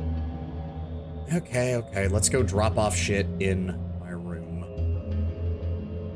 We can drop off the TNT. I'm definitely not going to need that. I have the jackhammer. As long as I have power, I don't need the rest of it. I'm kind of annoyed that we have to go to Quinton, of all people, to fucking help with this. I don't like that, man. One quest was all it needed for me to just never like that dude. Drop that off. That off. That off. That off. That off. That off. Drop those off. Those off. Keep those. Oh, good. There we go. We're moving at full speed again. Drop you. And drop off you. All of you. As for my keeps of you guys, I think that's everything. Yes, there we go. All right, so yeah, we've got just enough. All right. Quentin, Dick, I need to talk to you. Everybody else was willing to teach me a psi power, except for the one guy that I needed to teach me a psi power at the beginning of the game. All right. Oh, firstly, do you have anything that I need? You have magnesium. I will take that immediately. We need that for some higher end explosives. I've got 2K in credits. I'm willing to buy some psi inhalants from you. Yeah, no, I've got to, that still leaves me with 1,000 SGS credits left. I'm fine with that. I'm fine with that. Cave hopper, pig leather, rat hound leather. Yeah, what else I need. Thank you. Now, about the reason I'm actually here. Wanted to talk to you about some odd creatures plaguing the Foundry. Thought you might know something. Foundry. Oh, no, wait. What did I give him? An Australian accent? Hold on. Foundry, eh? Sure. Can you describe the creatures to me? Highly aggressive quadrupedal creatures, most easily recognized by shells made of rock and metallic blades protruding from their backs. Ever seen anything like it? Never, but it sounds really interesting. I'll remember it for sure. If you could bring me a part of the creature or a live specimen, I'd be more than happy to share anything I learned with you. There are also these worm-like things with weird heads shaped like drills. Drills? I've seen a fair share of odd things, but one with a drill for a head, never in my lifetime. If you could catch one if possible, I'd love to take a look at the creature. You need some answers or else you wouldn't be talking to me in the first place. I have a piece of the rock creatures. Let me see. He inspects the piece you gave him. Fascinating. As if you detach this from a piece of machinery and not a living, breathing creature. This is from the back, right? Is that what you said? Aye. Well, this is what you could tell by the creature looking at this. Considering that you told me blades grow out of the back, I guess it serves as a defensive purpose. I don't see any cavities or canals for nerves or blood vessels or a way to accommodate any kind of organic matter. To illustrate what I mean, I'll take our very own bones, for example. We grow our bones through a process called ossification. You know what that is? Yeah, specialized cells produce calcium which synthesize bones. Exactly. Now, bone tissue is usually comprised of a mineral matrix that contains these cells, and bones themselves are composed of approximately 70% mineral content. This blade here, that's one solid piece of metal, no organic matter whatsoever. No porosity, no traces that it even grew out of the living being. I don't know. Tooth enamel, for instance, is almost completely made by hydroxylapatite, a kind of calcium phosphate, with the rest being water and a small hint of organic matter. Enamel is formed within the gums before the tooth grows out, so there's a possibility this blade is formed within the shell and then grows out later. But how? I don't really know. We can only make speculations here. Here, take the blade back. You want to test its composition? Better have that done by someone who's not a biologist. A smile lights up his mask slightly. If you can bring me any other part of the creature or live specimen, then we could have ourselves a winner. This, however, sorry. It's fascinating, though. I did capture one of the worms. There's an industry mech called the Legionary who only has a rotary AC5 that are pretty powerful due to their high fire rates, and Stormwolf is a stronger, faster variant of that one. Oh, okay. I'm assuming the Davians use it. I'm assuming. Quentin inspects the creature as it squirms inside the crate. As soon as it spots him, the creature begins thrashing about, occasionally stopping to aim its head at him, and screeches in an act of desperate intimidation. Now, this is what I'm talking about. I'd like to take a look at this. Anything I should know before I do the crate? How dangerous is it? You got nothing to worry about. I handled it with my bare hands. He carefully grabs the creature, holding it firmly as it wriggles in his hands. He takes a very close look at it, charmed by the oddity in alien form before he turns to you. Please give me a second while I examine it. This shouldn't take long. The creature suddenly makes a few powerful motions, wailing its unheld end, and shakes Quentin's upper body, prompting him to spread his legs a bit in order to maintain proper balance. He is able to control it, however. Oh, this one's a fighter.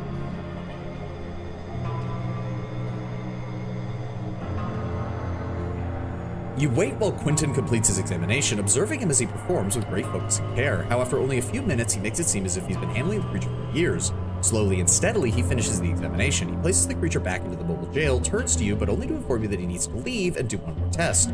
The two are gone for quite a while.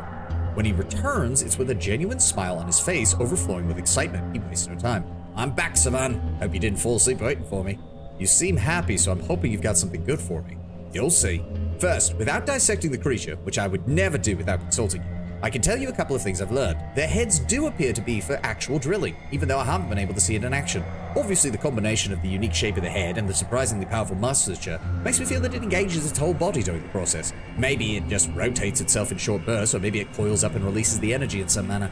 I'm just speculating. What is a fact, though, is that its head is very, very tough, so I have no doubt that it can bore through hard material without much of an issue.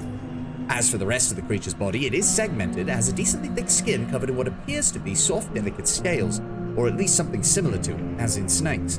It probably helps them move, possibly to retain moisture too. The skin is highly sensitive, which makes sense for a creature limited in the way it can acquire information about its environment. There are a few other details about it, but those are minor and uninteresting for your case.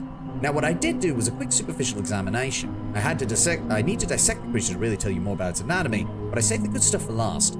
I decided to do some psi readings. That's why I left the room early, and the readings were off the charts. In fact, the creature exhibits a psi signature so strong that I'm surprised it doesn't have some kind of defensive psi ability. However, the signature is also incredibly complex, and I'm not ashamed to tell you I'm having troubles interpreting it. He shrugs. I'm afraid that analyzing it's above my skill level, but I am absolutely 110% positive that understanding that size signature will not only help with your, for lack of a better word, quest, but also pave way for an engrossing scientific discovery, for those of us who care, if nothing else. So there you have it. That's all I have for you. You know what, Quentin? When you're not running me around to do stupid shit, you're honestly not that bad to talk to. It's just a shame your first impression to me was just of an absolute cunt. And not in the friendly way, despite the fact that I gave you an Australian accent. That's very interesting. Regarding this size signature, do you know anyone I could take this to? Well, as far as Psi in general is concerned, you've got Ezra, who's the top expert here. He's the right person to bring the critter to. If he can't help you, well, then you're stuck. Ah, well, he hands you the crate back. Captivating little thing this is, and feisty. I'll bring this to him. Thanks. Alright, so we still need to get a sample of the actual creatures, but we are on the right track at least.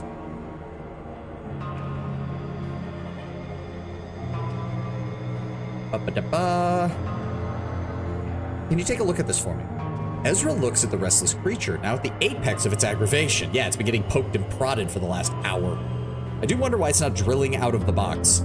Well, knowing creatures like this, it might be a case of similar to how moles are, where if they're in a container that is not like dirt, they don't know what to do with it. So this creature, like, it might have the strength to drill through plastic, but it might not know that plastic is something it can eat through. It might be a literal case of it doesn't know. If its senses are largely limited to touch, then all it knows is I'm not surrounded by rock. I cannot dig through this. Because all it knows is if I am near rock, I can dig through rock. Ezra looks at the restless creature, now at the apex of its aggravation. He focuses on it in silence, and as moments pass, the creature becomes more and more calm. Slowly but surely, it reaches a point of complete tranquility and motionlessness, on account of which one could easily mistake it for being dead. Ezra, he turns to you. Where did you find this creature? At a mine in the foundry. Interesting. Are there any other creatures living among or in close proximity to it? Creatures with shells made out of rock with metallic blades on their backs. Those are the only ones as far as we know. He speaks, but more to himself than you. Another adaptation. Makes sense. Why are you interested in this subject? The Foundry is having difficulties with the creatures that are infesting the mines, but the real problem is a beast, a creature identical to what I described, but far larger, tougher, and meaner. As yet, there is no apparent way to kill it. The creature, because of its heavy armor, is practically invulnerable, and nearly all who faced it lost their lives. So you want to find a way to kill it? Very well, I understand. I will tell you what you need to know. The creature that you have brought to me is a larval form of the rock creature you describe. As strange as that may seem, yes, these are their larvae. I've encountered them in the past in different forms, though regardless. I can help you find the adaptation's weakness, but for that you must bring me a part of the creature to analyze. A piece of the shell, back blades if you can. If not, bring me whatever you require. I have a piece of one right here. Let me see. I'll be right back. He takes the sample from you and leaves the room.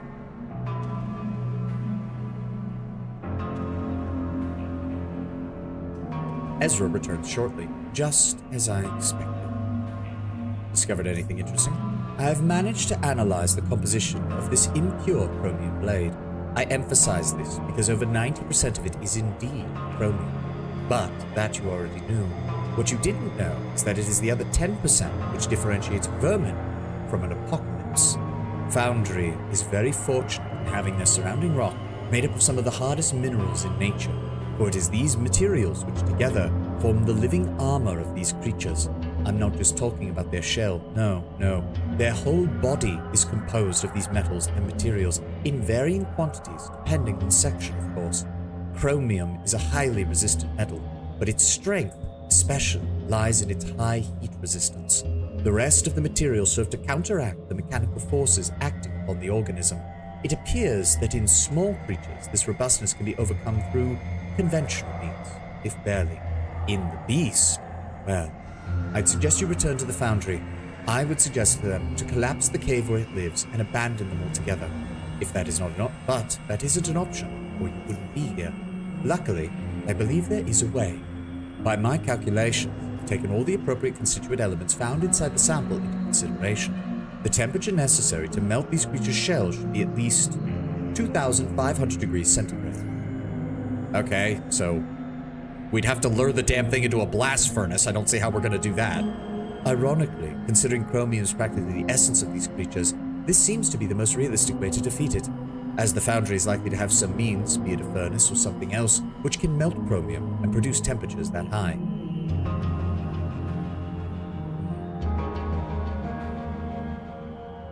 Well, wait, what about plasma weapons? How are they ineffective when plasma can reach insane temperatures? And we know Foundry has some. When all molecules are ionized, yes, plasma can reach, theoretically, temperatures ranging into the billions of degrees. However, most conventional plasma weapons of today use plasma that is only a fraction of the gas molecules that are ionized. There are three primary reasons. First, the technological limitation. The second, power consumption. And the third is the simple fact that the shooter does not wish to be evaporated together with everything else around him when he fires the weapon. Okay. So it seems like I'm gonna need a way to lure the beast. Anything you'd help with that? And what will you do once it's in the foundry? Do you have a plan? The foundry has an old large smelting furnace near the mine entrance. I could use that to pour molten metal on it and kill it. That seems plausible. I happen to know from previous research how these creatures communicate. With the larval form you brought me, I think I will be able to create a device which you'll be able to use to summon the creature. Or at least, you should. What do you mean, it should? This is an improvised device that I'm making out of what components I have on hand. Things may go awry. It may summon the creature. It may summon something else. I'm afraid we won't know until you turn it on. Making the device will not take long, though. I believe I have all the necessary components here. Just wait a moment. You're still weird, Ezra. Like, after what happened at the junkyard, I'm still not sure about you. He returns with the device he promised. Here it is. Try your best not to disturb the lava you brought me within the device. You'll need it to be alive for the device to function. Oh, hold on, I'm not done yet. You mentioned something about adaptation. What did you mean? The lava use their psi energy to cocoon themselves inside living or non-living entities and tailor its genetic makeup to support the organism's further development in accordance with what it's merging. Inside, the lava develops into its adult form, the resulting creature fully integrated with the entity of choice. If the creature wants a rock shell, it will dig itself into a rock and fuse with it. Oh. Well, that could also explain why it wasn't digging through the plastic. It saw the plastic as weaker than rock and did not want to be made up of part plastic, so it chose not to. Okay, do you know what they're called? Psi-enhanced polymorphic organisms, Psi-morph for short. How do you know so much about this? Knowledge like this is not arrived merely by encountering something. I have learned quite a few things throughout my years. There are bits and pieces of knowledge and history everywhere you look, and over time, things accumulate. You're awfully mysterious, Ezra. First you tell me you don't know anything about Wyatt Pear, and now this, and yet you seem like you have an answer for everything I ask you. No one has an answer to everything, and no one should have to answer to everything. Life would be so dull otherwise. Now, if you'll excuse me, I'd like to return to the topic at hand. All right. You're sus as fuck, man. Yep, psi amplifier. Place the psi amplifier on the floor in preparation to lure the beast. Must be below the arc furnace. Okay.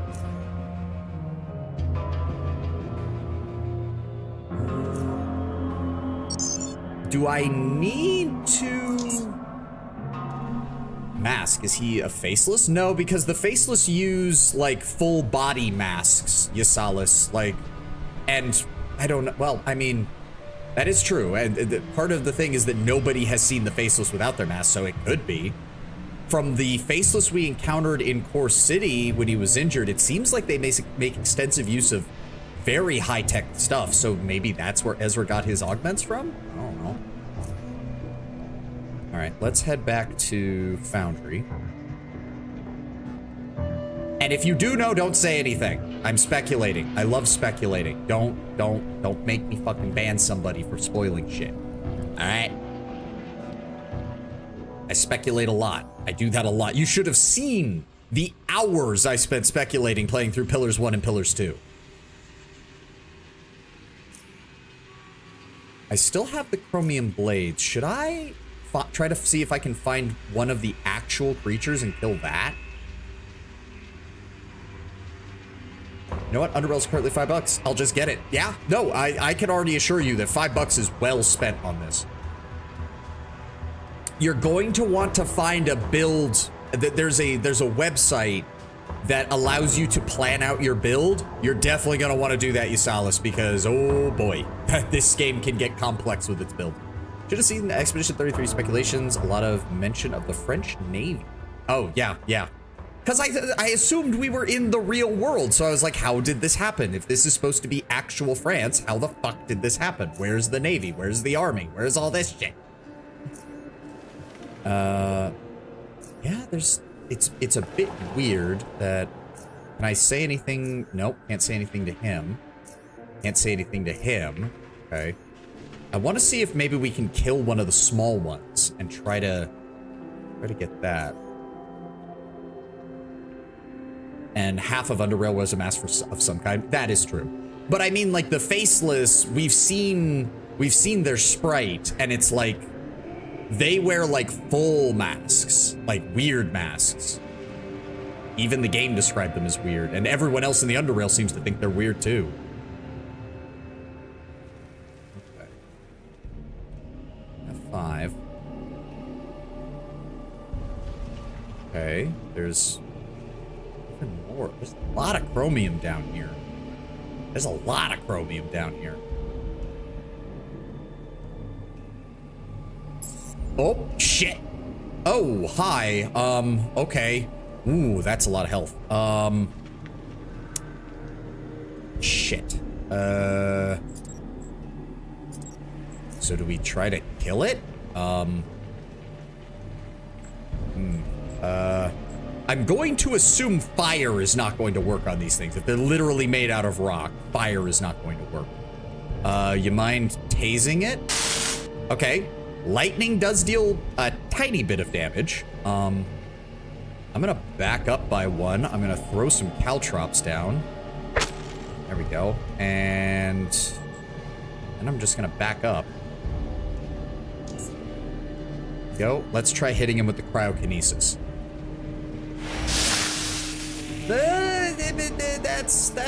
That's not a lot. That's not a lot at all.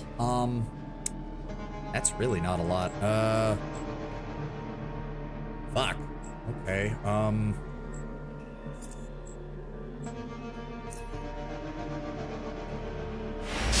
we can hit it a bunch of times with cryokinesis, though, which does help. Okay, so it did take damage through the caltrops. That's... Oh, wait, do caltrops... It just says 3 to 5, so it must bypass armor. That's good. Remember the dialogue with Wyatt and Junkyard? He said the dudes that traded the mutagen were Biocore. One of the... Yes, I do remember that, Lennon. I do remember that. We asked Ezra about that. He claimed it was someone else, which has me intensely suspicious, but, you know. I'm gonna go ahead and activate my shield just in case. Maybe I should try pyrokinesis? I don't know if it'll actually... That's gonna hit me. We need to back up. That's still gonna hit me. Here? There we go. I told you to attack, game, but whatever. Okay. Oh, 5? Shield absorbs 5 mechanical damage. Savan resists 22. Oh, okay. So we should be okay then. All right. It's just gonna be a bit of a battle of attrition here. So there we go. Back up. Okay. Can we try? Let's try the pyrokinesis. Okay, immune to burning. They have low evasion, but they do resist like 80% of heat damage. Okay, good to know.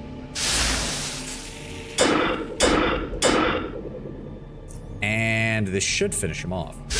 There we go. Oh, that worked. Shielded Bladling Eye. A bladling eye is shielded by tough, glossy black plate. It's uncertain what the purpose of this plate is, but the vitreous humor that separates the plate and the eye seems to possess certain characteristics of a psi catalyst. Interesting. And 2 impure chromium blades. Okay, so the only thing you can get from these guys is the same chromium blades that you get from the rocks. Okay. So... mechanic of Endless Legend 2 I find really funny is the companion mechanic. This is part of the EA. When a hero reaches a certain level, they can build a haven, a unique district on the map. And after they build a haven, a hero can get a companion, life partner, marriage. You can get mini quests and events due to the marriage that give different benefits. There's no species limit. As long as the species have a hero in your empire, they're an option. I'm sure someone's gonna find some humorous fucking combinations for that. All right, so what the fuck do I do here? If I pull this, that pulls the cart forward.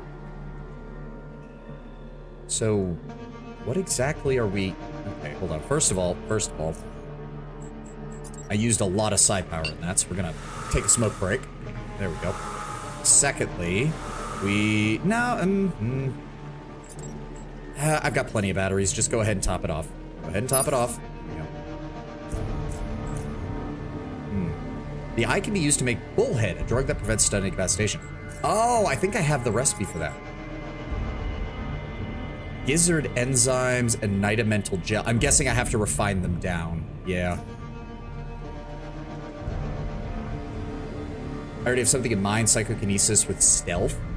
Psychokinesis is not that good as the only damage source, but stealth is really good. Yeah, stealth is, as we've seen, stealth is just good in general. Like, just from not having it, I can see where it makes use. I would highly recommend you, Salis, make sure you take some points in throwing so you can always throw flashbangs so that you can then escape if you need to out of stealth. Stealth just gives you options to just disengage from combat and come back later. Very much easier than without it. Oh, there's a rubble here. Hold on. Oh, we're already maxed out on the obsidian shards. Damn.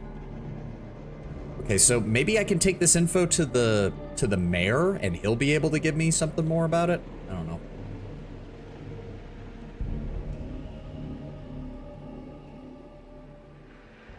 Well, if I remember correctly, psychokinesis can be good as your main damage source, but you have to pair it with unarmed.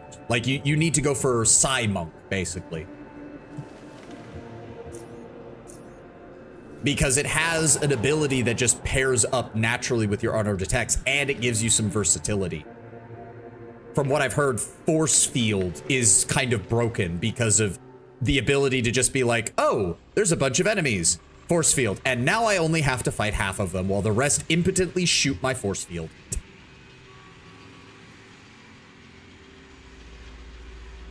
Alright, let's go talk to the mayor. See if he's willing to pair with metathermics and thought control. From what I've heard, thought control is like the broken one because it can just invalidate some encounters. Just anything that isn't robots. Thought control just invalidates for the most part.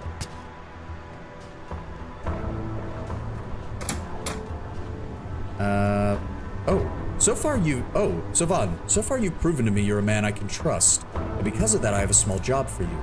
One of the Foundry Guard patrolmen has spotted a group of faceless just west of the Foundry. I'd like you to go on a recon mission for us. We've been observing them for some time, but their intentions are not clear to us. I want you to try and find out what they're up to, nothing else. Your reward will be 100 Charons if you can accomplish the job. Understood. I'll take a look at it when I get the chance. I'm gonna have to be very careful because I'm trying not to piss off the faceless because I want to know what is going on with them, and they don't strike me as just generic bad guy to fight. About the mind creatures. I've learned more about the beast and we think we have a way to beat it. I'm all ears. The creature is highly resistant to mechanical forces and high temperatures. From what we've learned, our best way to defeat it is we need extreme heat. Temperatures of close to 2,500 degrees centigrade should be enough to melt the shell and kill the creature. Heat of that scale? Oh god, I know what you're trying to say. You want to lure the creature into the metalworks and try to kill it with the molten metal, is that right? May have a way to lure it. I was thinking of perhaps using the large smelting furnace near the mine to kill the beast. I have a way to lure it there. That piece of junk? Oh, please, that thing's been causing us more harm than good lately. It draws far too much power, like a trainload of coil spiders. It's caused blackout in half of our city. Just recently, it completely broke down, and we won't bother fixing it for now, if ever. Forget about that piece of junk, and don't listen to Bernard. Just don't. Luring the beast into the Foundry would be a high-risk operation. The creature could go on a rampage if led into the Foundry. Not to mention, the smaller creatures are going to follow it. Yes, that's what I was about to say. Even if you could somehow lure it in, none of the working furnaces can produce temperatures of that magnitude. Besides, the smaller ones we use for melting chromium, but those are simply too small. The mayor takes a deep breath and regains his calm. Look, I'm thankful for your help, really, but the plan you're proposing is too risky. We need another way. I'm gonna go talk to Bernard. I think he might have something to say about all this. Force field used to be even more busted back in the day because it didn't have a health bar. Oh, wow. That just sounds like it would be broken as fuck. It also did occur to me, a build that I would be interested in that would be pretty cool is a temporal disruption melee user and basically role-playing as a Jedi, because that would be pretty cool. Like speeding up, slowing down, debuffing enemies with the Force, essentially, and then going after them with like an energy blade. That would be pretty cool. There's so many cool build ideas in this game. So many. So many. Bernard, how high can the temperature on this thing get? Oh, glorious hot. I think she could hit 3,000, maybe 3,500 degrees centigrade. Yeah, that's a lot, trust me. She could melt anything. I even told the mayor the same thing, but he just don't believe me. He told me to shut my tick hole because he thinks I'm making it up to convince him to fix her. Damn him. Yeah, he explicitly told me to, yeah, no. No, I spoke, no, you know what? He explicitly told me to forget about that piece of junk when I asked him about it, so I don't think he's changed his mind. Damn him. How can I help you get this thing back up and running? You mean Gloria? Now hold on, why would you want to do it? Why is it important to you? We needed to kill a large beast from the mine. Whoa. Oh, that's going to be quite a challenge. Hell, if you can help me fix my Gloria, she'll show you what she's capable of. You know it. Now, I'll explain what Gloria suffers from, or at least what I think is the problem. There's something wrong with the electro power regulation system that's being controlled through this console. Before Gloria broke down, she started drawing so much power from the system, we blacked out half the foundry. I don't think it's the problem with the console, but with the unit itself. Nothing I do seems to work. Let me take a look. Okay, just be dead. Oh, please don't break something.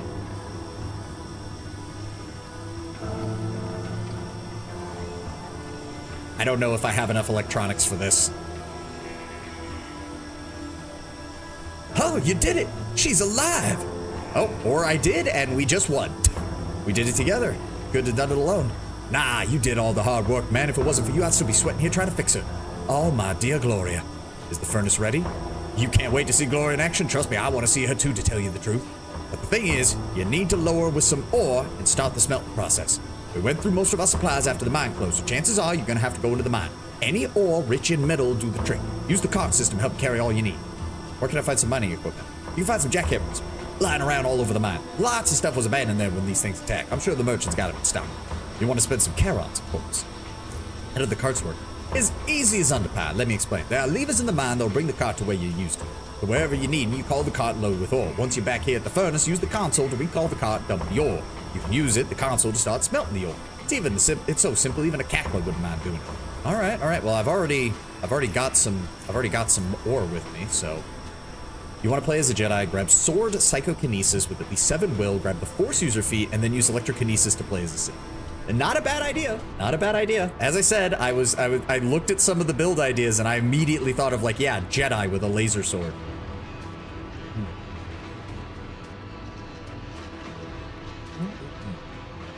Fucking good gamer subs.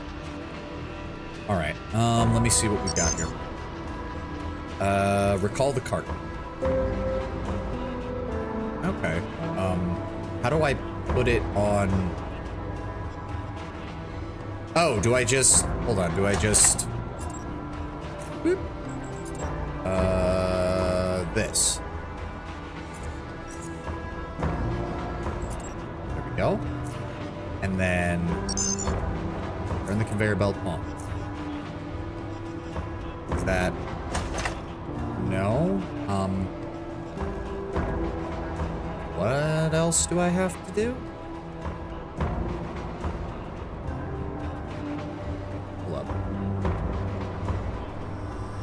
I did a pacifist run with TC. You can pickpocket enemies if they're incapacitated, get oddities. Oh, that is cool. No, that didn't work. What the fuck? The conveyor belt is on. Unload the cart. There we go. No invalid object detected. Proceed with unloading. There we go. Okay. Loaded ore 16. Okay.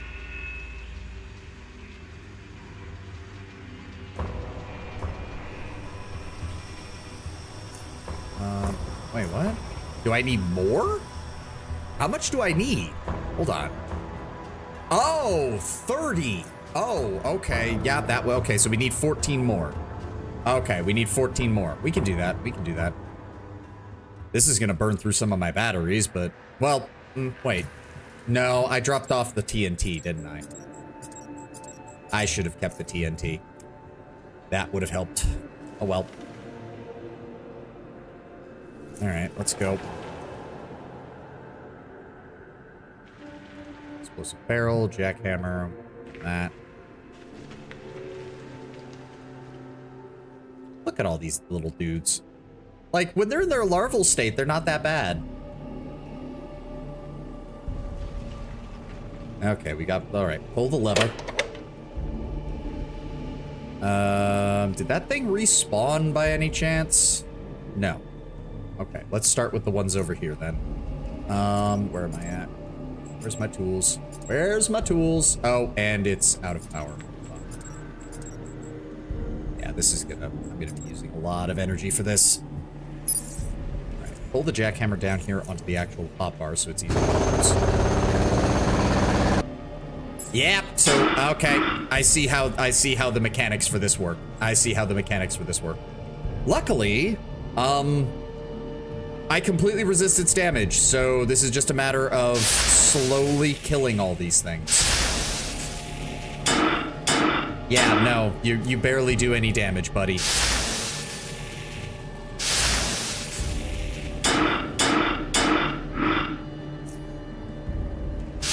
I'm imagining that if you have, like, an armor-piercing hammer or something, these things go down a hell of a lot easier. You need to use the jackhammer anyway, TNT doesn't do shit. Ah, okay. Shielded blading eye, 2 impure chromium blades. Yep. So we need, what, 14 more? Should I just mine all of this then?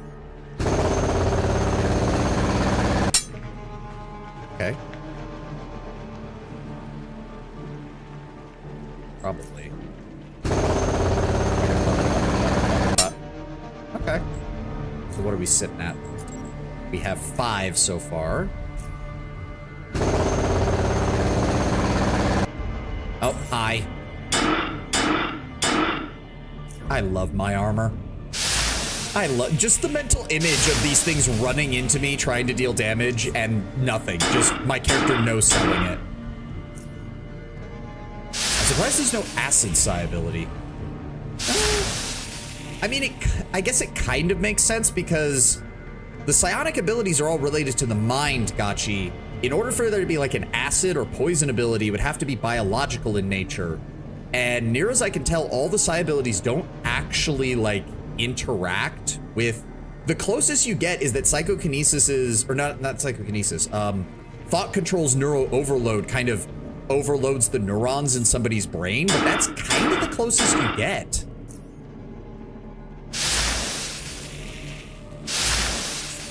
Also, acid is much more of a... That's like an intelligence, like, crafting build weapon, because if I remember correctly, chem pistols are a thing. Thought control overloading all the neurons. Yeah, that's about the closest you get. That's about the closest you get. Okay, 3 more chromium blades there. Just gonna let our psi regen. That gets us to 8. So I'm gonna go drop those off. Parts. No. I mean, honestly, these guys aren't so bad. Like, they're resistant, but they're not bad. People suggested biomancy as a new psionic school. I could see that. Oh, what am I doing? Oh, my power is out. Hold on. Battery. Recharge. There we go. Necromancy? I'm not the biggest fan of necromancy in most games, and I don't think it would really fit here. Oh, hi.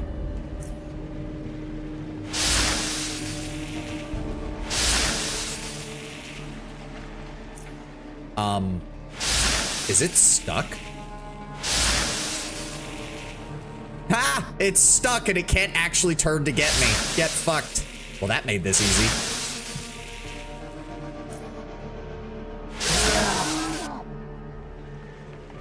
There we go. All right, we're gonna have to pause for a smoke break. Where's my meds? There they are. Pop that psionic inhalant. There we go. I guess we'll just clear out this whole area. Why not?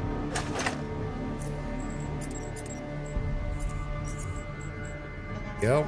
We've almost got it. Yeah, we may as well clear out this whole area. Why not? I'm assuming the rocks reset after a while, like most.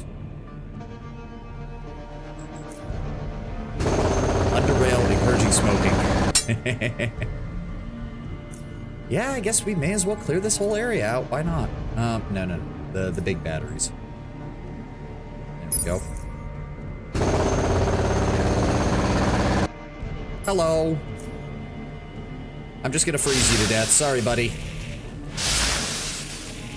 Bonk, bonk, bonk. You know, I was really worried we were gonna have way more problems with these guys, but honestly, they're not too bad. Having heavy armor actually does really help with this. I imagine if you're a stealth build, these things are annoying as hell because it's just a case of plink, plink, plink, run away, re-stealth, plink, plink, plink, run away, re-stealth, because you can't just stand there and tank it. Unless you're using like a sniper rifle and you just like no-sell their fucking damage. Oh, I completely forgot to actually loot these fuckers. Hey, serrated blade. 2 experience points up to 4 times? Oh, fuck, yes, please. I completely forgot to loot the other one over here. Oh, that's 2 of them. Oh, fuck, yes. That just got me 4 points of experience. Fuck, yes. Have you finished Abram's cave quest in your junkyard? Yes, we got Maura out of the Protectorate's clutches. And we made sure that we were perfectly stealthy. As in, there were no survivors who could have identified that we were the ones who were there. The little guys also drop out. He's already got those, Gachi. We already completed that one. The borer jaws. We already got all 4 of those. All right, let's drop off the rest of these apart. Yo, I mean, we may as well load up as many as we've got. Why not?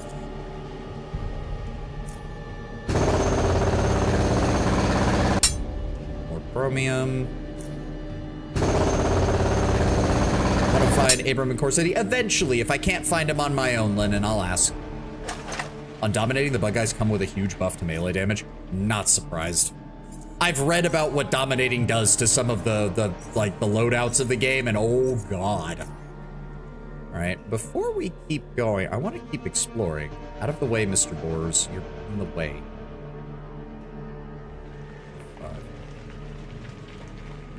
I wouldn't mind. Oh, is this where? Oh, yeah, there we go.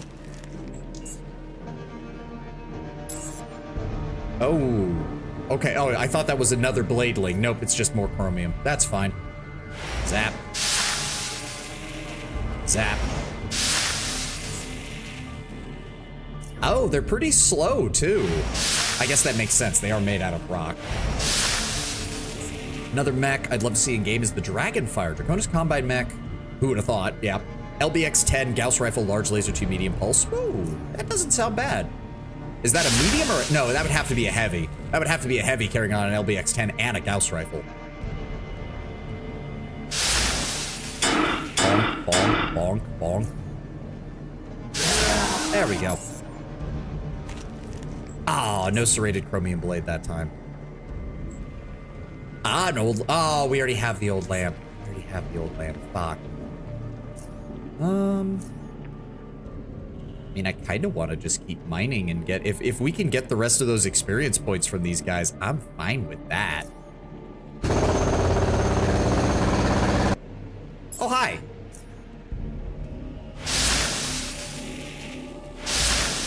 Also kind of annoyed that I don't seem to be critting at all, which is kind of annoying.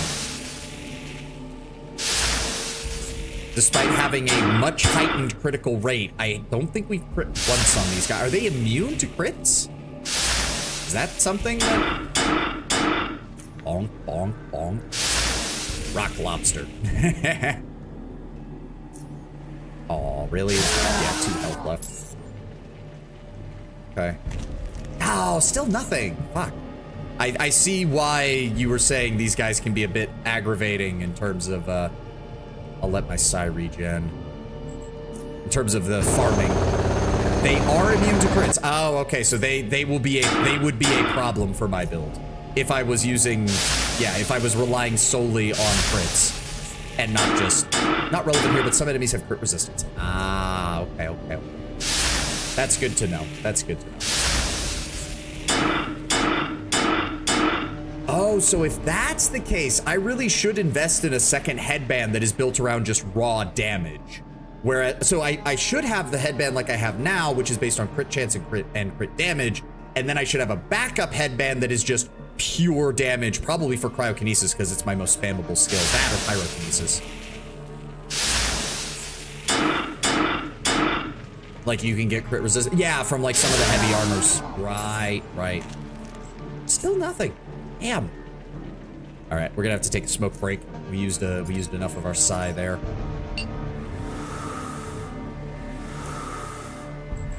And we're gonna have to recharge. Nope, not that. I'm gonna have to buy some more batteries.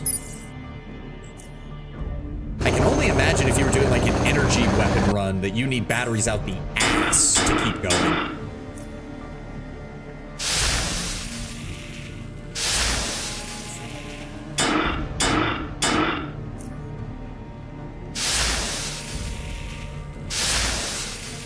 Oh, sorry, buddy. You thought you, like, honestly, you'd think the Boundary Guard would have heavy enough armor that they wouldn't have to deal with. Well, actually, no. I mean, they did say they didn't really have any problems with the blade blades. They just had a problem when they ran into the beast. There we go. There's our third serrated bladeling blade. Nice, nice, nice, nice. Perfect.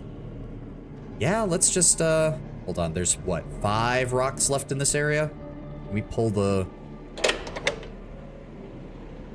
There we go. There we go. I mean, we may as well just collect. I'm assuming that collecting all of these will give us something, right? Like, surely I'm not just wasting my time. Oh, and there's the ad. I will run and refill my water. We'll be right back.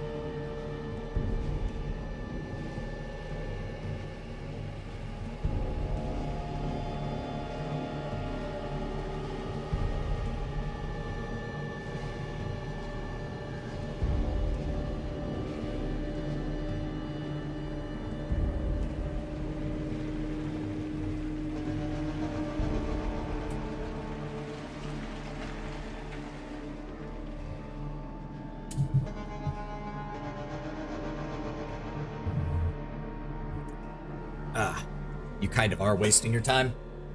As in, like, the chromium blades are worthless, or just... I mean, they are still dropping experience items, so that does still make this somewhat worthwhile. Hello. Zap. Zap. I imagine that electrokinesis would probably work better against them.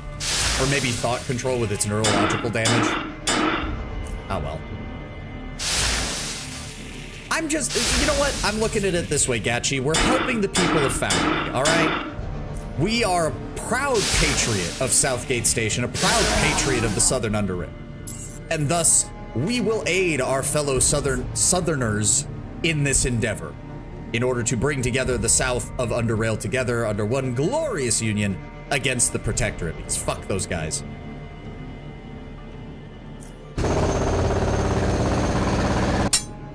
Okay, or blades. There's only 2 left in here. And then we're gonna recharge that. It's starting to sound like a Civil War analog. You're only just picking up on that joke that I've been running since, like, the beginning of this? Thought control, yes. Electrokinesis, no. They do have electrical resistance. Ah, okay.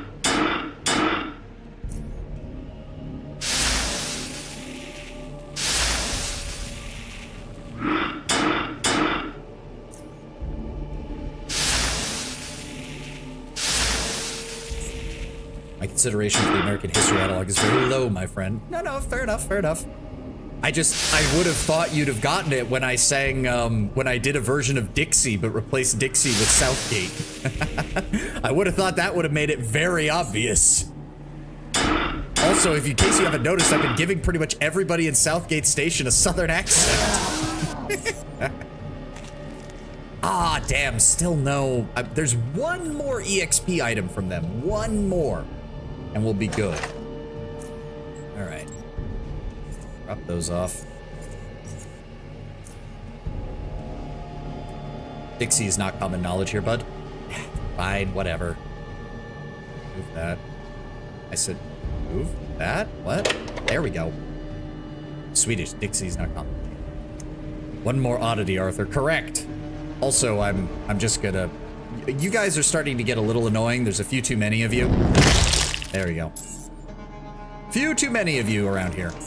Getting in the way of me moving. Alright, let's go ahead and top off our Psy. I can't imagine there's that many more areas, but I don't want to wander into the Beast's Lair either.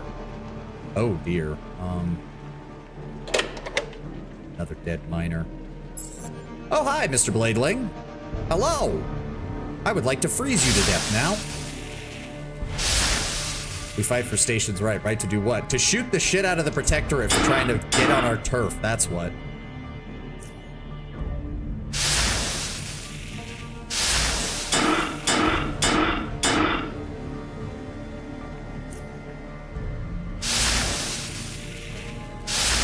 Hello, Mr. Bladeling. I need you to die now.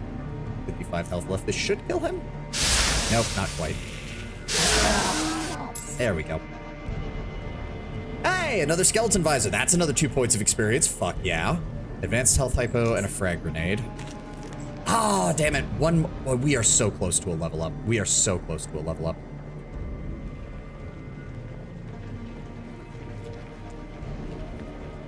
How big is this area? I'm assuming there might be more Bladelings wandering around.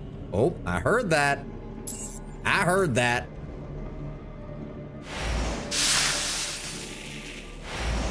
Okay, so there's a lot of chromium down here. Like, there's a lot. I was kind of thinking that, you know, there'd be only a little bit more, but there's a lot. Oh, you poor bastard. It took you 2 turns just to get to me.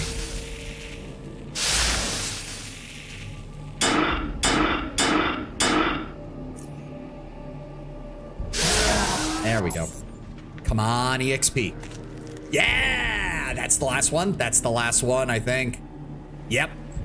We only need 1 more point of EXP. Very nice. Very nice. Okay, so that leads there.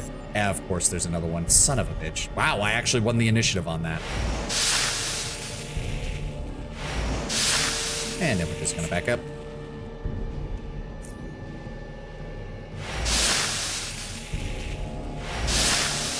And we're just gonna back up. Yeah, no, if you hit an enemy from long distance with pyrokinesis and they're a melee enemy, they're just kind of fucked. They're just kind of fucked. You can easily make it so that they basically take 3 turns to get to you. Okay, we definitely have enough chromium blades now. So I don't need to be killing any more of them. I'm assuming that leads to the beast. So I guess we have enough now. Oh, wrong button. There we go. 60. Lucky bastard got them all without grinding too much. Hey, I mean, sometimes my luck holds out. Sometimes my luck holds out. All right. Let's go ahead and pop a smoke break real fast.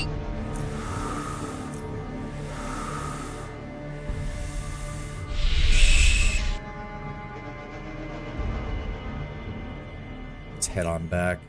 Fastest way is up through the north side. 1 more experience point. 1 more, and we get another level up. Please and thank you. Part of me wants to do this endless legend on a Friday stream just for context, but that's on you. I definitely want to. I don't know. I've just been having too much fun with this game. I'm sorry, 10-1. I really have. Recall the cart. And then unload cart. Proceed with unloading.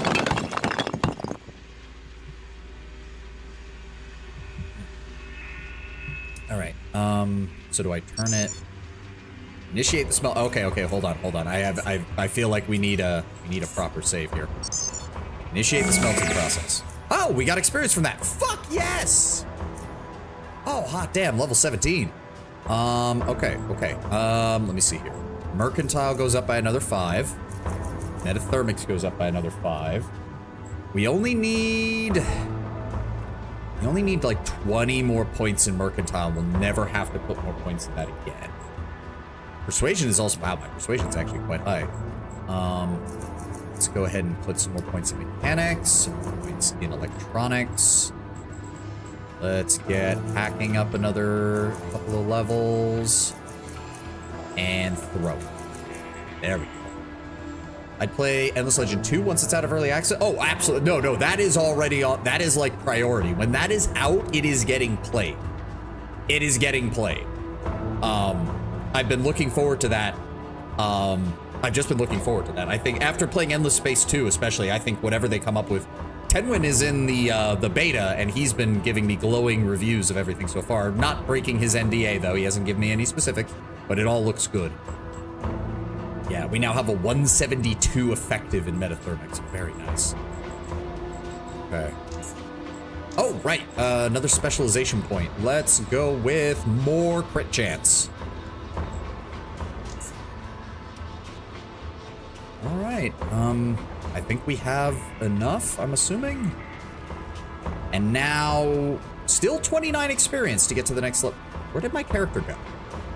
Hello? Oh, there he is. So what's left? Find a different way to kill the beast, or ... The fuck does that mean, game? It'd just be cool to have context, play EL1 first. Oh, I know. I do want to. That should be enough. She's loaded and ready. When you're ready to pour the molten metal on the beast, you pull that lever right there, and you watch it burn. I just have one more question for you. How in the hell's you gonna get the beast to come here? I don't think you can simply go and ask it. I got a device that'll attract the beast to the furnace. Good, so I see you got everything worked out. Well, Glory is ready. But since I'm pretty damn sure there's gonna be some heavy fighting when the beast comes, I'm just gonna, stay at a safe distance. He laughs nervously. Ain't much of a fighting man anyways. I do more harm than good. After all, I'm sure the Foundry Guards are gonna be here to help you. You're not doing this on your own for sure. Anyway, good luck. Don't die. EL1 is great. Still prefer ES2. Never played ES1. From everything I've heard, ES2 is just a straight upgrade to ES1 mechanically. So it occurs to me, couldn't we just use the cart? If we pulled the cart close to where the beast was, then recalled the cart with the psi emitter active, wouldn't that just, like, move the wouldn't that cause the beast to come to us? Oh, so yeah, doing that smelting process did nothing. It just, okay. So, the setting wasn't completely down. The visuals are basic, the interface less detailed, the tone is all over the place. Yeah, I'm not surprised. So if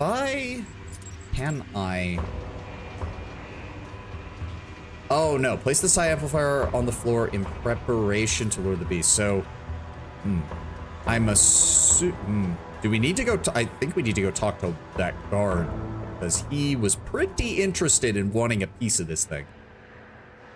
I'm assuming the molten metal will weaken its defenses. I certainly fucking hope so. Would you like to help me kill the beast? His words fly out of his mouth without delay. The question is completely redundant. Of course I'll help you kill the beast. You've got a decent plan, right? We're gonna use that large smelting furnace to kill it. Liquidation. That is the worst death. That is even worse a death than I had imagined. I'll join you the rest of the Foundry Guard at the furnace as soon as able. There's no one else but the two of us right now, but yeah. What? Are you telling me you planned all this pretty much on your own? Yeah. You're derailed. In that case, I'm even more derailed for saying this, but I'll be there. I'll be there as soon as possible. No, don't worry. I guess now we need to go talk to the guard captain and let him know, hey, we've got a plan. You still don't have anything? Okay, fine. I don't recall. Do you have Endless Underwater? I can check your profile. I can't check your profile. I don't think I do, but it is the Steam Summer Sale. If I was going to pick it up, now would be the time. No, his office is over there, so we just got to go back this way.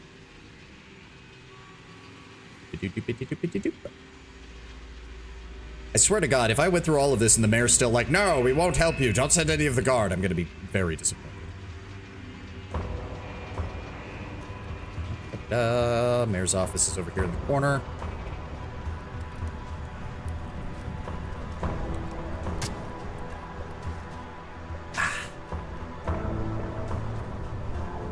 Yo. Really? I can't. Really? They're not willing to help at all. Oh, fuck you, Mr. Mayor. I went through all that to figure out a way to get this to actually work, and you're still not gonna help us? I should fucking take your job after this. Maybe I'll run for mayor, since I'm doing more to help this place than you are.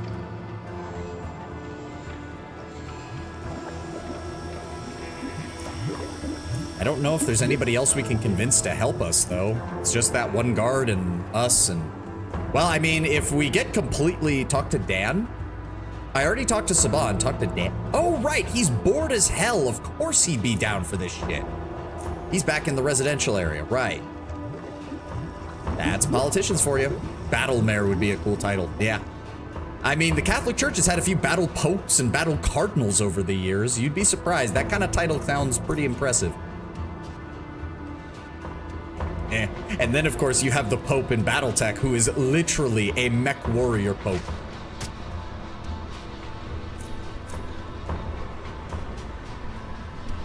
Hey, Dan. Oh, you didn't have to do that, Tenwin. I just... Tenwin, I could have gotten it myself. You don't have to do that, man. Thank you. Fucking... You scared me, though, because my OBS flashed for a second when that gift alert came up from Steam, and I was like, "Oh God, oh God, oh God!" And then it actually loaded in, and it was fine. How'd you like to help kill the beast, Dan? Despite the fact that his face is covered by a metal helmet, you're sure that both his eyes are as intensely focused on you as a pair of spotlights. Did you really think that I'd leave my boring post just to kill a giant monster and safe boundary from its terror? 'Cause hell yeah. Damn if I missed the chance to have some fun in this boring place. Reckon you got some cunning plan, right? We're gonna use that large smelting furnace to turn the beast into liquid. That is damn beautiful. I'm gonna start crying. Manly tears. Real men cry mercury. I haven't seen Glory in a while. That Iron Lady can turn quite hot. You know, when she's working. I mean, he bursts out laughing. Bernard, you crazy idiot. Anyway, I'll be there as soon as possible, friend. I gotta do a couple of things first. Man is about to go have a wank session to the idea of killing a giant monster and then go and actually kill the giant monster. Dude is an adrenaline junkie. I don't suppose anybody else, like, is there anyone else who'd be willing to help? Where does that go? Oh, there is an entire underground section that I have not been in. Okay. Oh, what the shit? Okay, they don't want people walking through that door. Good to know.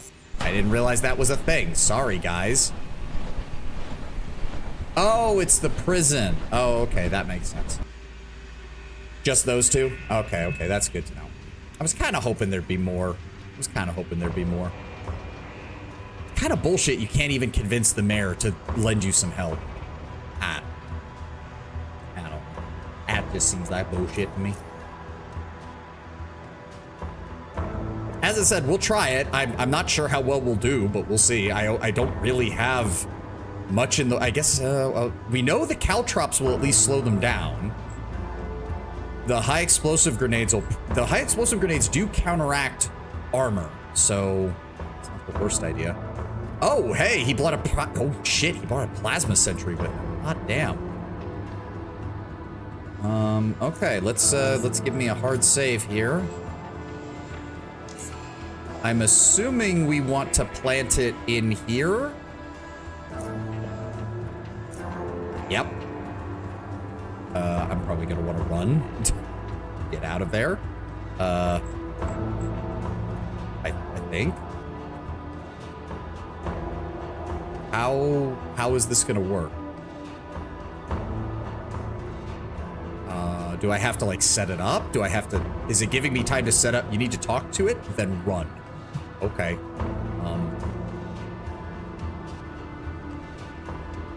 Okay. Activate the device. And go. Go, go, go, go, go, go, go, go, go, go, go, go, go.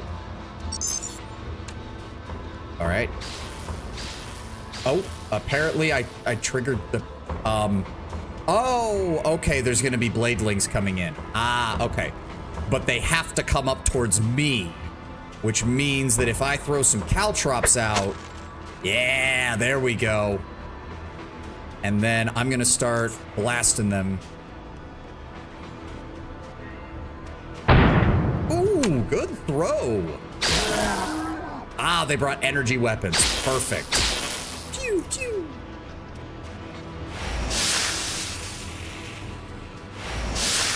That'll slow him down. Careful, Saban. Careful. I can do a little bit of damage here. Don't worry. I got these guys. All right, give me another caltrop. Throw it down here. There we go. Oh, there's 3 of them now. Okay. Good shot, guys. Good shot. I don't know how many waves of this we're gonna have to deal with. Let's go with a high explosive grenade. Good hit. Good hit. Let's zap the one in the back because it's the weakest. Oh yeah, the caltrops were the perfect idea to bring up here. Oh, beautiful. Beautiful, like shooting fish in a barrel.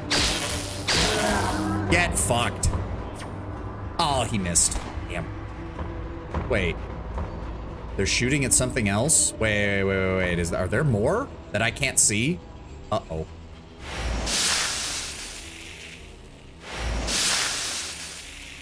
Damn, he's almost dead.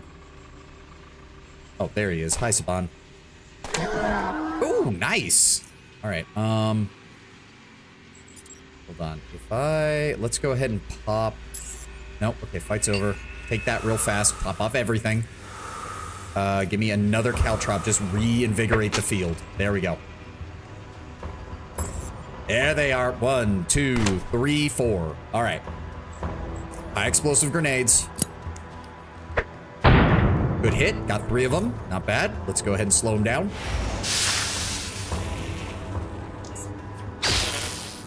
Pew, pew. The plasma sentry is missing a lot, but Dan's doing good. Ah, they're blocking each other off. Perfect. Yeah, no, caltrops are a good investment. God, they're good. Unfortunately, I don't have that much damage, so this is going to be problematic. Yep, just keep blinking at them, guys. Oh yeah, because they're already slow, so them stepping on caltrops just makes things so much easier. I'm gonna go ahead and hit the guy in the rear. Pew, pew.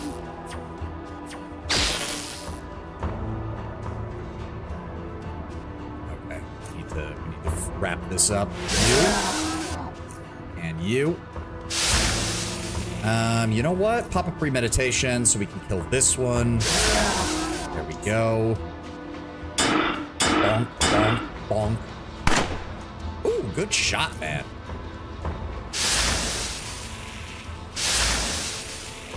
I'm gonna have this inventory open because the second the fight is over, I need to pop a psi booster. Actually, no, just use one now. Ooh, fancy. Bonk, bonk, bonk. Oh, come on, man. There we go. All right. What's... Oh, again, do I have to actually do something with this, or is he just gonna die? Oh, big boy. That's like 4 times the size of the normal ones. All right, yep, close the gate. Welcome to hell, motherfucker. Melt him to ash. Glorious. The mayor removes his respirator, clears his throat, and begins his speech. Beloved citizens of Foundry, today we have gathered here to celebrate a great victory. As you all know, we've been troubled by the vile creatures that terrorized us, especially you, the working people, our backbone of Foundry. We could not let it continue. We? What is this we bullshit? We couldn't let you suffer any longer. We couldn't let those monsters tear down what you have made with your own hand. The Foundry Guard have taken action and protected you. Let us hear one big round of applause for our beloved Chief Bat. Bullshit! The crowd cheers. Go loot the beast, 6 Audi. Oh, yeah, I mean, I figured there'd be something. Thank you, sir. Before we begin, I'd like to take a moment to mention those who died fighting to protect Foundry. Men and women who stared in the eyes of these creatures and fought to allow you, their friends and family, to live another day. Let us never forget them. All right, at least the chief is being a little more magnanimous. He's more celebrating the fact, you know, we're not going to lose any more people. The dead are not the only ones worthy of your praise.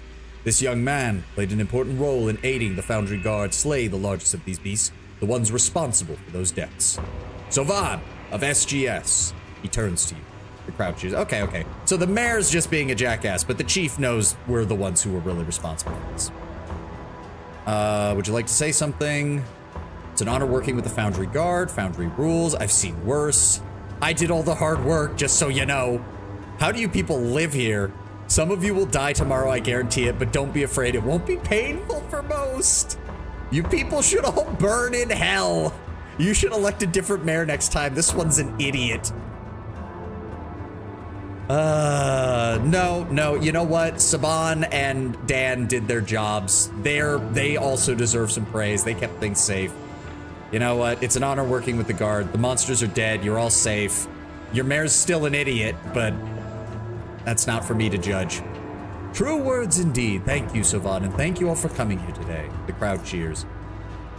I didn't know you were French with all this wee.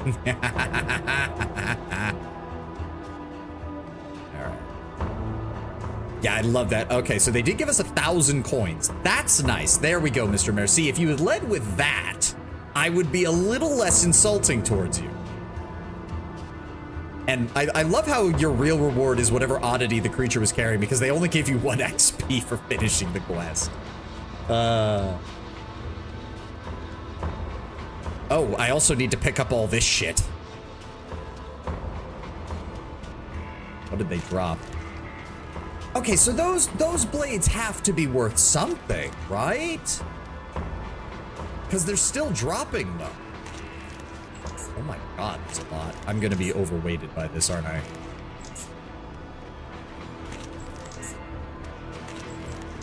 They are useless now. Fuck, really?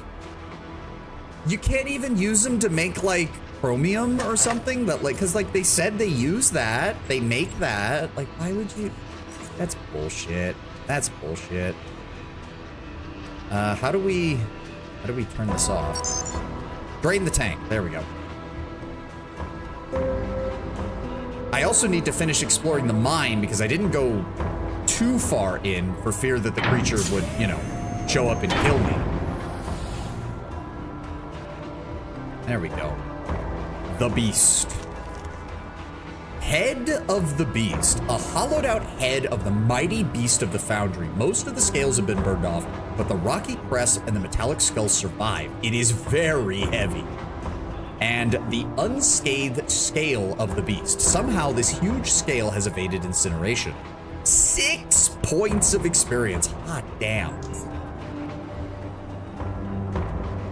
So all in all, by doing this quest, you get 7 EXP.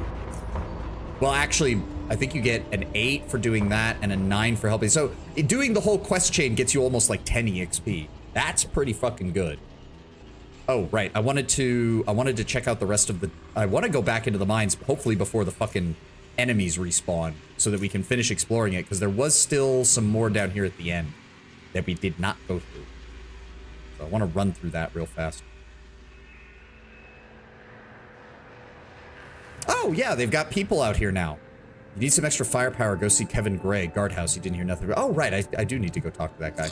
Skull can be mounted in a place as a trophy. If you want to know where, let me know. It's not spoilery. I'll ask about it if we need to find out about it later. Until then, I'm probably going to have to go drop it off at SGS. because it weighs too much to be keeping it around here. Oh, wow, you guys are... One of the guards here is an electric eye, yada, yada. I mean, they're just... Yeah, they're going to work. They're going to work. This whole place has pretty much been... I'm assuming some of the bladelings are still around. If they've got guards this deep into the tunnels, there's definitely some still around. Right, this was where we wanted to go. This was the only path we hadn't taken yet. Okay. This was the rest of his squad, I'm assuming. Hey, a 9mm Hussar and some ammo. Dead faceless. Wait, what? The AFW, a quaint old world bolt action sniper rifle. Is that supposed to be a play on the AWP from Counter-Strike?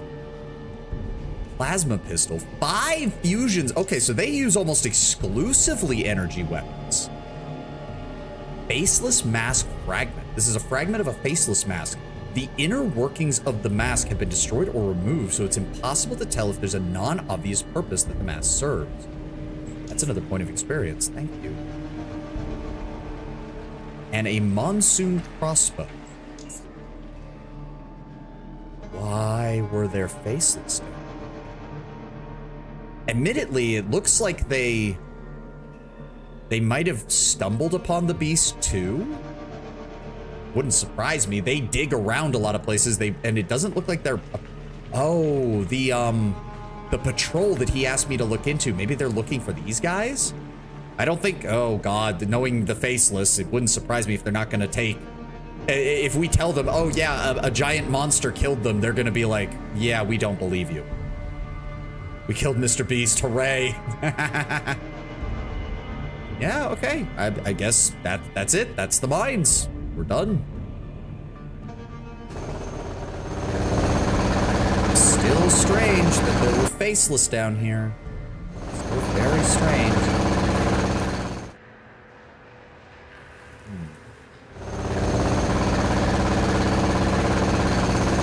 This place is going to be annoying to walk through if I ever have to come back. All the jackhammers going off.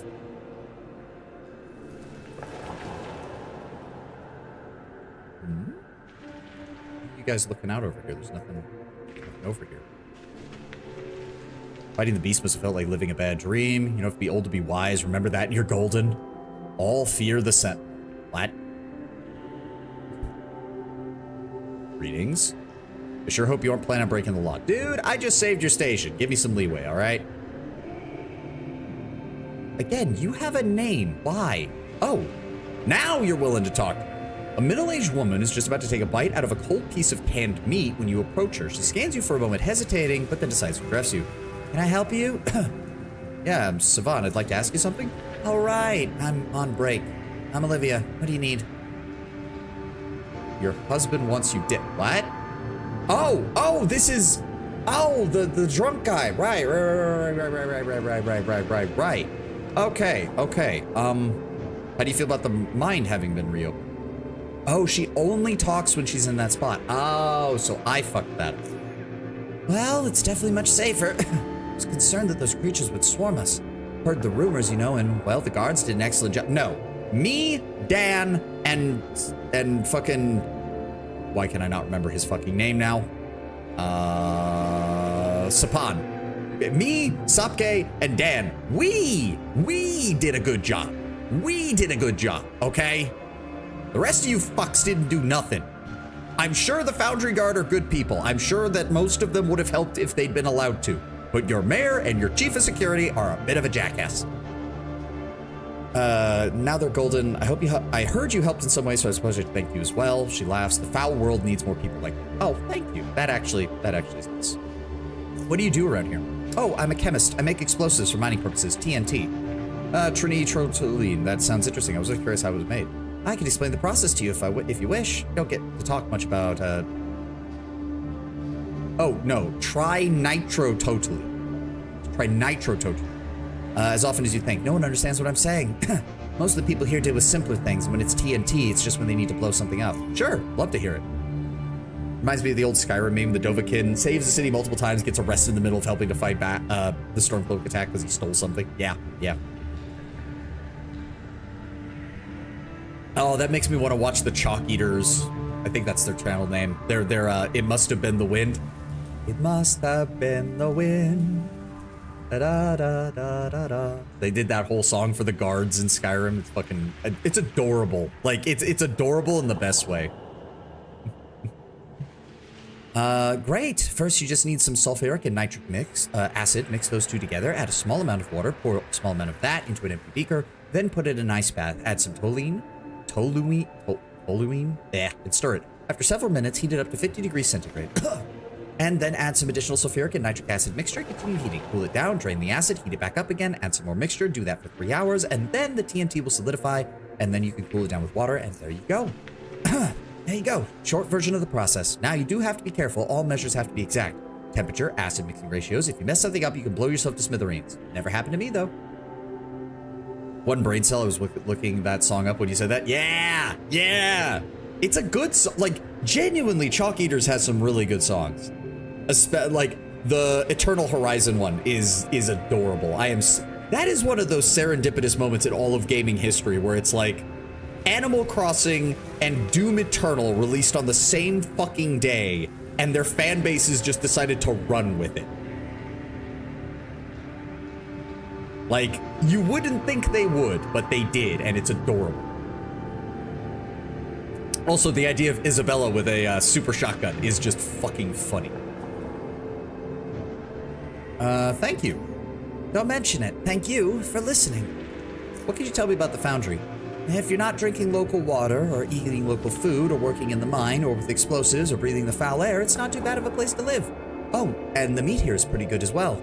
She points to the piece of meat on the counter. Messer's meat. It's from his pigs. She laughs, but a cough interrupts her. At least the Ironheads can't touch us here. Must have been the way it cast... Yeah, that's it. It cast a wicked dream. A spear pierced my shield. An arrow hit my shin. It must have been the wind.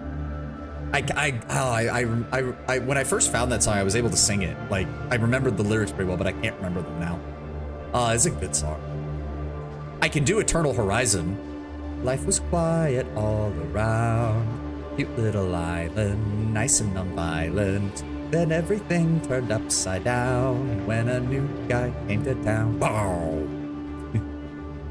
We walked around, he showed me ways to craft and test things that cut intestines. Said we could party at his place all the holiday. It's just, I can't do the metal parts though. I don't have the voice for it.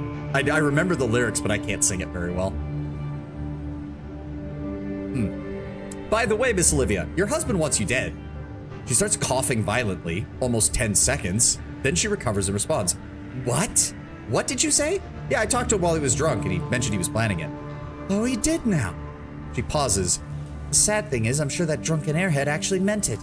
You know what? I am sick and tired of that man's muck.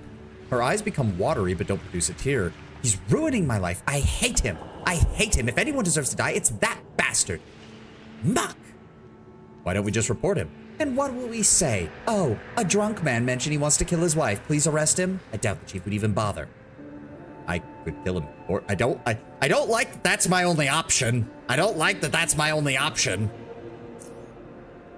Ugh, I'm not interested in anything like that. Are you derailed? All right, forget I ever mentioned it.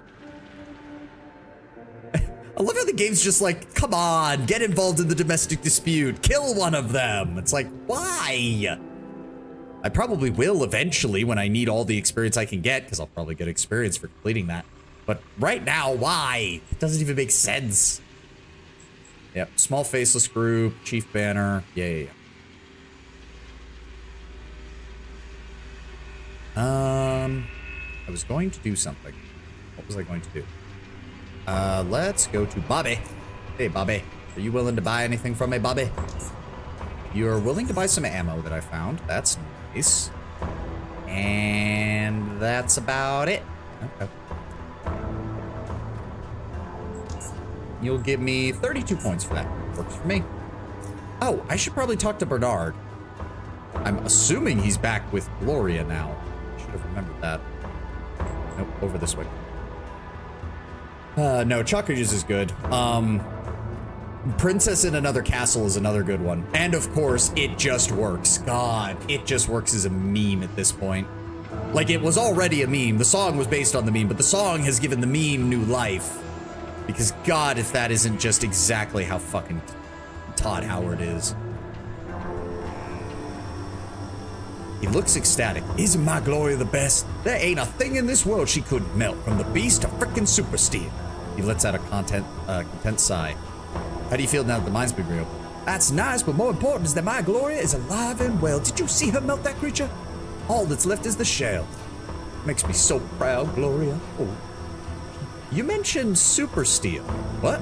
Oh, yeah, absolutely. Gloria could do it. It's all up to you if you want to melt down your Charons, though. Charons? Yeah, let me explain what's up. You see, them Charons are created from a very special metal alloy known as super steel. Some techno nuts out in old Biocore made them function as a commodity money throughout the Southern Underrail. Super steel is a super invaluable industrial metal, not to mention super expensive to create. It's light, it's ductile, it's conductive, and it has many another good property. It ain't real commodity money though, because there's a catch. The old Biocore technocrats wanted to keep themselves still relevant, so they introduced impurities into the alloy when they produced the coins. Those impurities serve exactly two purposes. One, they take away the good shit from the alloy, its high conductivity and its malleability. Secondly, they significantly raise the melting temperature. So you see, not everyone was able to cash in on that metal unless they had something like my dear old Gloria. He looks over at Gloria. Ah, Gloria. JoJo fanbase and Bethesda fanbase, it just works.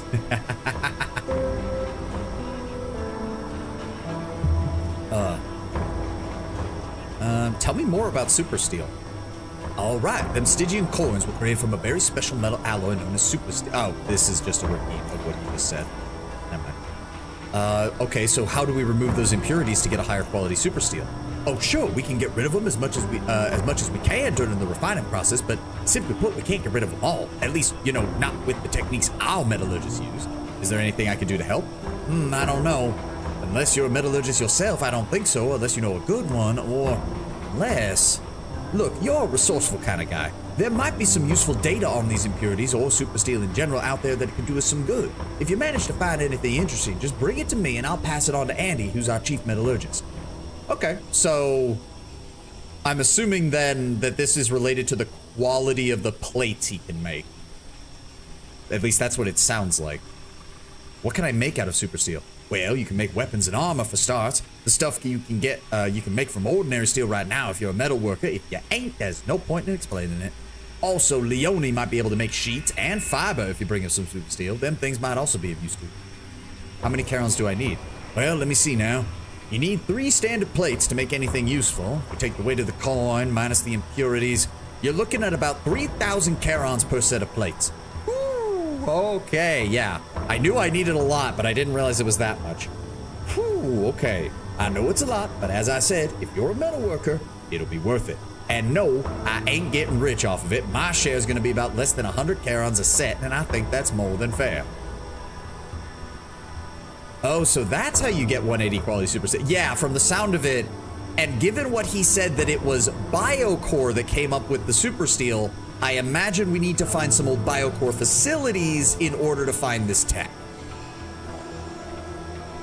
How much... how do you... Oh, no, I already asked him that. I have 15k Stygian coins right now. I'm kind of tempted to try my... Well, no, because here's the problem, is that even if I roll really high on that chance, because I'm assuming it's random, knowing this game it's random, there's no guarantee that I'll get sets that I can even use just yet. I'd be better off going and buying some steel plates from Leone and trying to upgrade this galvanic steel armor now that I've got slightly higher crafting skills. All right, but I think we're done in Foundry for right now. I think. Hold on, what do these consoles do? Nicola, wait. Okay, you don't. Wait, is this like the other lady? Can I talk to him once he stops moving? Hold on. Where's he going? Nope, okay, never mind. I want to see what this console does.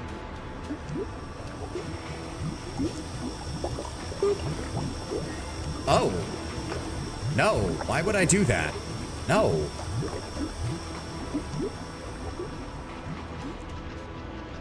That sounds like a really stupid idea. Why would I sabotage one of the smelters? Fuck that. They must have been the wind, the castle wicked tree, the spear pierced my feet, an arrow hit my shin. It must. I'm gonna go listen to that after stream. It's been too long since I listened to it. To assassinate someone? Oh, yeah, that might be a way to kill that one dude. Hey, Kevin, I'm interested in obtaining some weapons and ammo. Any chance you could help with that? I don't know what you're talking about. Perhaps you should see some of the local merchants regarding that. Shame! I suppose I'll have to spend my money elsewhere. That'll be difficult because I have a lot of it. All right. You heard correctly. I can get you some military-grade weapons and ammunition. Just so we're clear, not a word to anyone. Got it? Sweet. Okay, so he's a dedicated weapons merchant. Including a fucking 66mm rocket launcher. Holy shit. He has special merchandise. I see that. He has armor that's almost as good as mine. Insulated vest. Grenade launcher capacity. Talk to him again? Okay, give me a sec. I'm seeing what he has right now first. I also... How much value does he have? 10,000? 7,000 from that. Okay, that's almost... So if I do that... And then...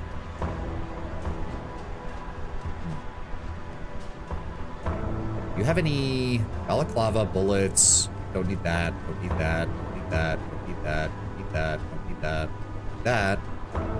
Kinetic energy penetrator rockets. Here. Rocket launcher, shotgun. Okay, I don't need any of that. 4220. Yeah, so he... In order to match what I've made, you have to use a tungsten armor. And that still requires 9 strength. Select the dialogue that unlocks the special merch. Okay, I'll do that in a second. I will go ahead and... How about that? Okay,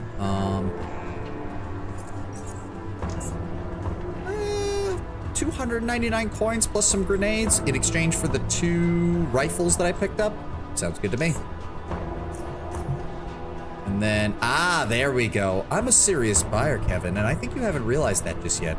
Why I say that? Well, I still haven't really seen any of the really high-grade stuff someone such as yourself could be offering. Okay, a serious buyer with serious coin. I'll show you the rest of the inventory. Just remember, you keep quiet about this. We're gold. Absolute. Kevin, mum is the word. Oh my god. Jesus fuck.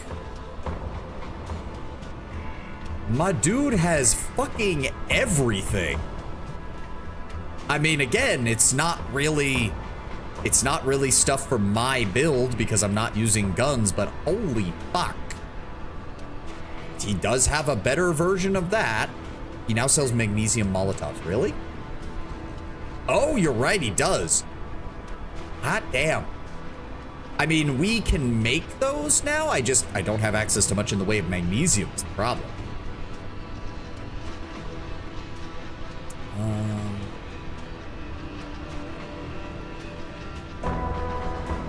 Honestly, the only thing that I really would want is that motion tracker. But it's expansive. It's expansive. No, I don't want to sell the uniques. I don't want to get rid of any of the unique items. I think he also sells napalm for the napalm model. Yeah, he has napalm. I have a little bit of that, but we need more chemistry before we can turn that into the high-end stuff.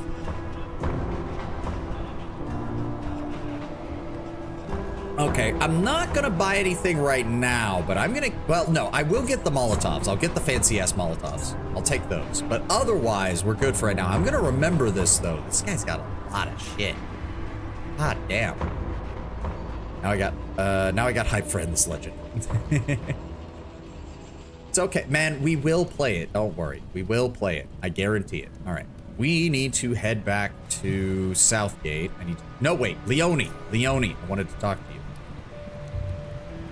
Hello, Leone. You wish to speak. Bernard said you can work with super steel? Ben sent you here? You actually got some? Not at the moment. Well, in the unlikely case you get a hold of any, yes, I can work. Okay. How do you feel now that the mine's been reopened? A heavy steel plate's lifted off my chest when I heard about that. I was really worried if Foundry fell to an invasion of those things, we'd have to go back to the lower underworld. To tell you the truth, I've gotten used to the Foundry Guard keeping us all safe from the outside muck. More precisely, those who survive life in the Foundry, they get used to the security. You'll play EL1 first or EL2? Probably EL1, just to get a feel for the universe, and then we'll move on to EL2. Let me see what you got. Oh, okay, so she does have tricone bars. Wow, she already has fucking high-end shit. She's got fucking quality 146? What the fuck? Okay, hold on. My effective mechanics is 107. So I think we could get away with these three. So it would be that one, that one, that one. And then I need to combine that with one of the suits that I have back at my place. How much you want for this? 89 coins. I'm fine with that. All right, we need to head back to Southgate. I want to do some crafting. We also picked up a plasma pistol from those faceless. Pure energy damage. Okay, so lasers deal pure energy. Plasmas deal a split of energy and heat. EL1 has Vultures as a playable faction. Well, I might just have to do that then.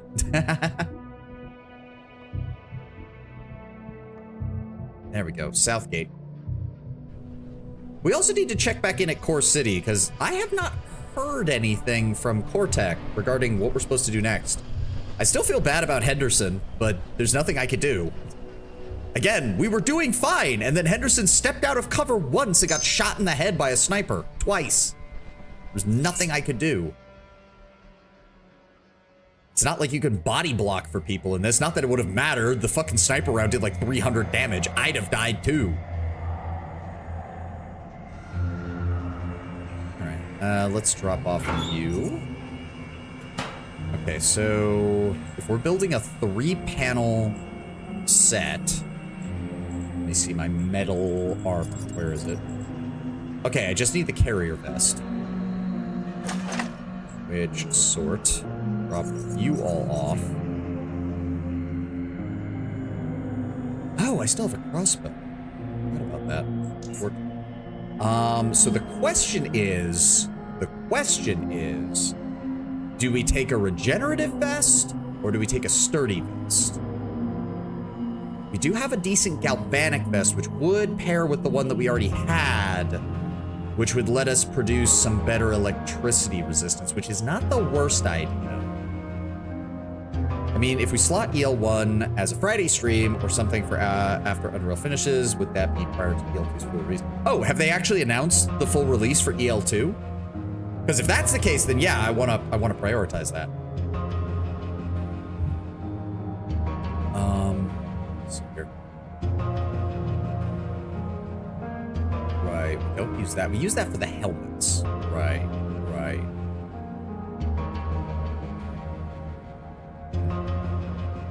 So let me see here. We have a biohazard vest. That will allow us to resist biological, which is nice. We have a galvanic vest that provides protection from electrical attacks. We know it will come after August. Oh, okay. Insulated vest would help against the cold, but the quality on those is incredibly low. I would much rather get one of those that's higher. Regenerative vest is gonna be another piece of electrical equipment that we have to worry about, which means keeping it powered. But it would cut down on our usage of bandages. The sturdy vest, if I remember correctly, just gives you a straight upgrade to your health, which I feel like that's probably the best choice right now. So, my favorite EL1 faction are the Broken Lords, aka the Money Boys. Is that the suits of armor, like the sentient suits of armor, or like the psionically created suits of armor, or whatever? Okay, so using one plate gets us to 3918, which is a start. Then we throw the second plate in. That gets us to 4119. That's still not high enough, really. Huh, that's not good enough? So wait a second. The armor penalty is higher, but how did I end up with less? Huh. I might have to run back to that lady, because hold on, that is an 85 in mechanics. What's my effective? 107. Oh, I should have bought the higher end shit. Okay, we're heading back to Foundry then. We're heading back to Foundry and I'm getting the better shit then.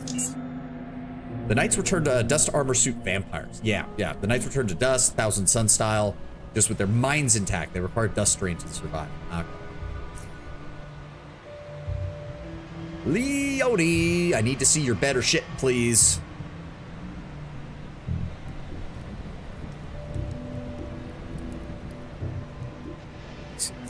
See what you have to offer. Okay, so we'll grab you and you. I can't yet use that one yet. 67. No, we have better stuff. Okay. So I'll pay for that. And then go into crafting. So where's the highest one? That's that. 100. Sturdy vest. Okay, there we go. That starts us baseline equal on the mechanical and a slight edge on energy. So if I then use... That's 90... Ooh, okay, 98. That gets me to 45.23. Very nice. And then this... 105. That gets us a 5% increase on damage resistance. A 4 more to our damage threshold. 4% more for energy. And... that will increase armor penalty by 10%, but that really doesn't matter at the weight range that we're working with right now. It really doesn't. If Broken Lords are left alone for too long, they snowball money and auto-win economy victory. Ah. Okay. I think this is what we do. This, and health increase by 62, which is not bad. That's not bad at all. Okay, I think this is it. This will get us a full upgrade.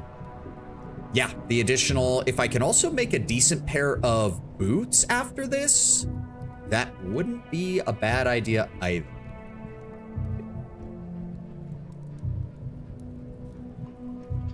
I would not be adverse to that. I should at some point, like, it will be good to have a backup helmet if I need to, for when we just want to go full tank.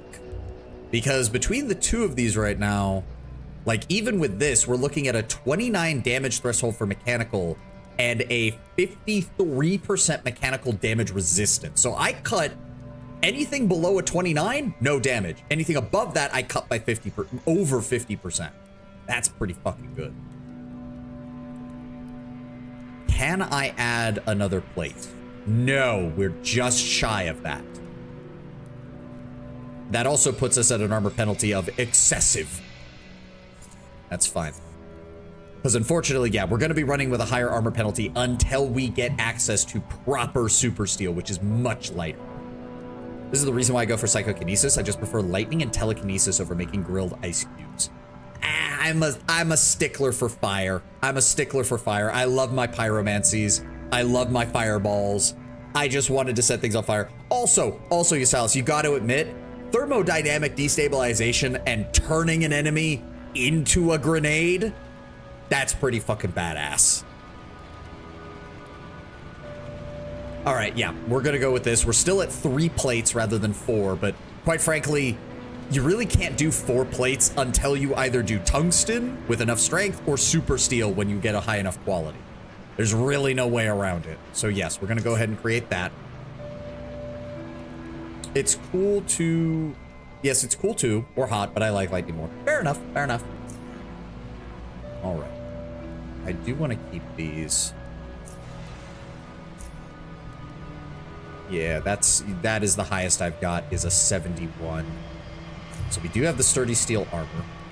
Again, that is a definitive upgrade. Yes, definitive upgrade. Very nice.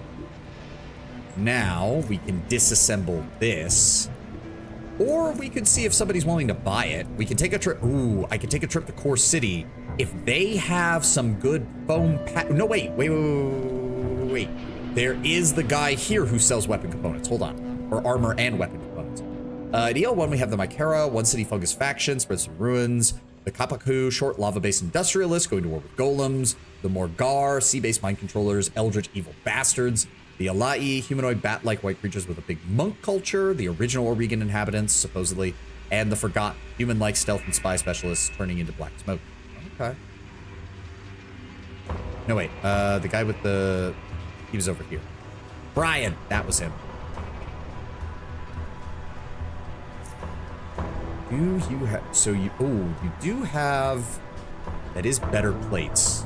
Do you have a boot spring by any chance? No, but you have rubber soles. I'm gonna need those.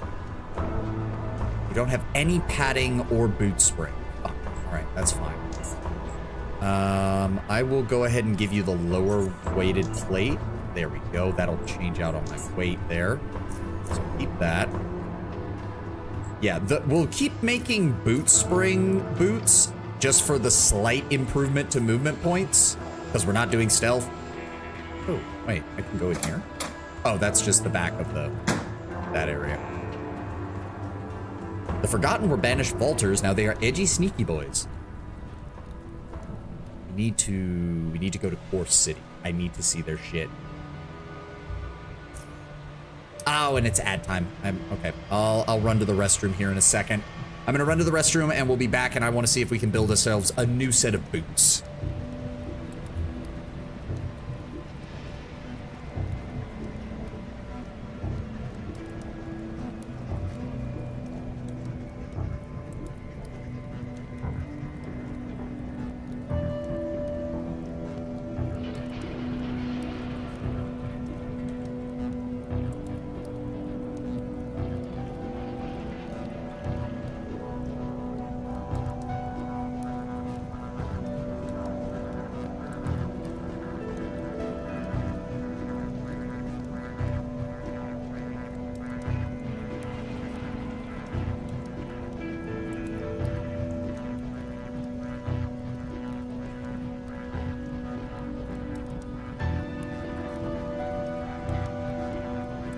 All right.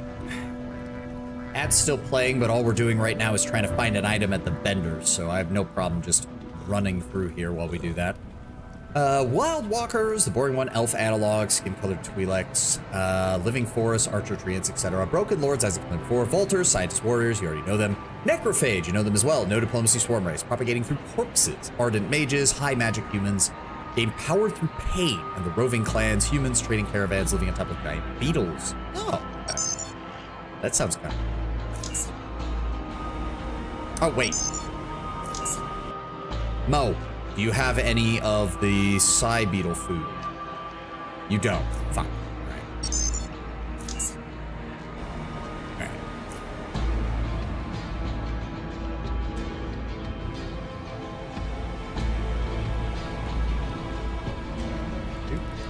Halim. You just have electrical stuff. You are willing to buy this, though. What are you willing to give me for that? 3. Wow. Damn. Okay, their shit is... Okay, so the Faceless have good quality shit if their basic fucking pistol is worth more than this guy's entire inventory. I will take... What is that? I have about 900 value. So if I grab 2 of those batteries, because we did use a lot of those. There we go. Almost perfect. There we go. Take that plasma pistol. I'll take some additional batteries to replace the ones we used on all of those bloody jackhammer usages.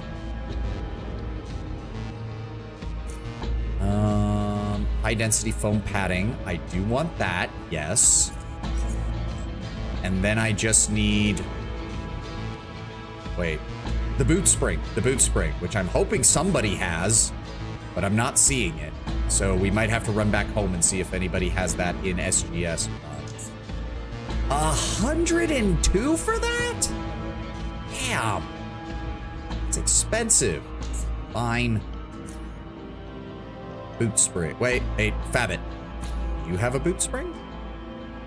No. All right. Oscar. You have a boot spring. Perfect. 94. God damn. All right, give it. All right, and then where's my boots? We got boots. Sort. I need you. I need you. I need you. And you. So that, let me see here. Oh, that's not as good as I was hoping. It does give us slightly more movement speed and slightly more movement points, but no increase to our defense, so I didn't get a good enough steel plate for that. I used the highest one, right? Yes. So the alternative is we go for no boot spring, we go for armor, but then we don't get any bonus movement at all, which means I will not be moving not even a little bit in combat. The armor penalty is also much higher, unfortunately. That would get us another 3% mechanical resistance and another 3% energy resistance. Fucking love the occultists of the eternal end still before the broken roads, though. Oh, okay. Dragon pacifist human. Dragon humanoids start with vision on all other factions, dragon units, and the cultists, single mega metropolis faction of living mannequin dolls that convert people into their endless cult of endless hate. Converts minor factions, join their cult en masse, and build their main city larger and larger with the main goal to wipe out any mention of relic remaining of the endless. You know, given the history of the endless, I'm surprised there aren't more people that just say fuck those guys. All right. I guess this is still fine. We'll go ahead and build this then. Go ahead and create this. It's still a slight upgrade. It's still a slight upgrade. It's better than nothing. Oh, right. I was going to see if somebody wanted to buy... I don't suppose you want... Okay, you're willing to buy that armor. Good. Wow, and it's worth quite a lot. Holy shit. All right, thank you. That makes up for the money I spent making the item. Nobody wants the boots, though, unfortunately. Dragon humanoids, you have my curiosity now. All right. We need to take a run back to SGS, drop off some stuff, and then we'll figure out what the hell we're doing for like the last 40 minutes.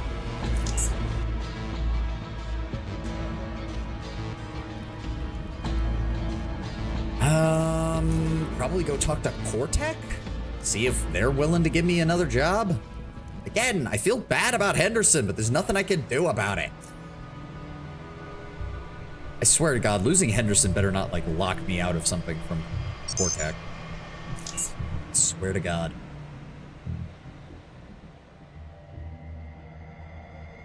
Let's go ahead and drop off you. We're gonna drop off you. Sort. Go over here. Drop off the shoes. We'll sell those at some point. Drop off the monster crossbow. Drop off the mine.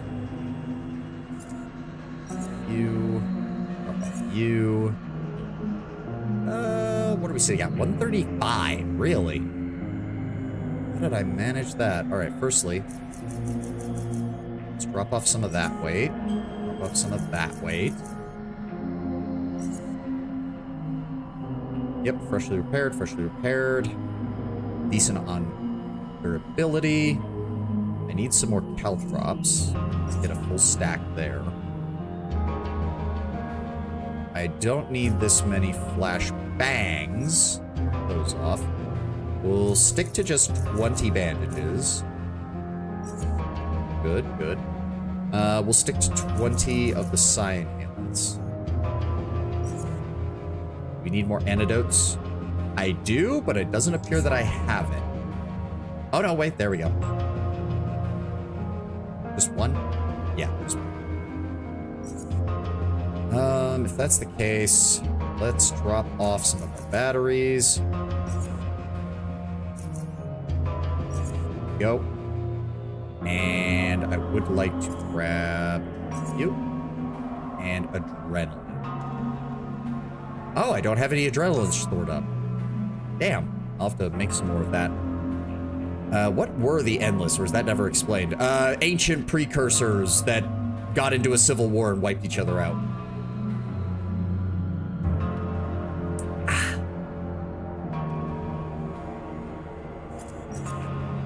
That's that now. Plenty of those. Plenty of those. Plenty of those.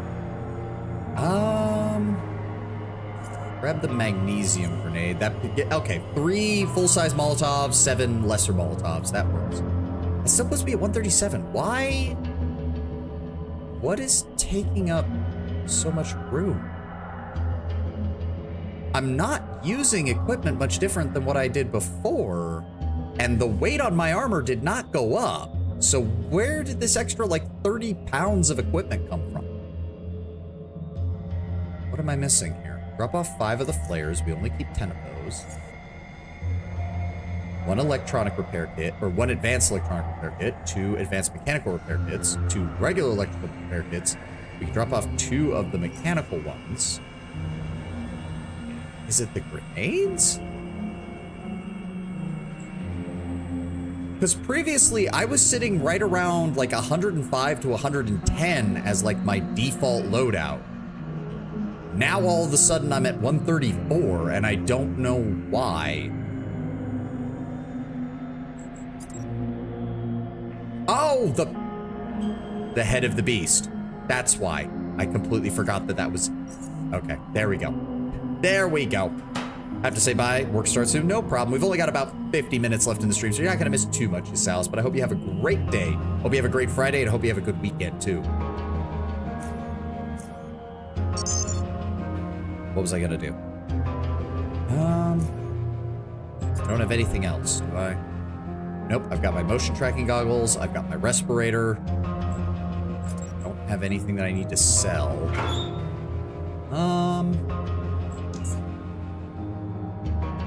Shitty laser pistols. No, I think we're good. Okay. Yeah, let's go check in with Cortec.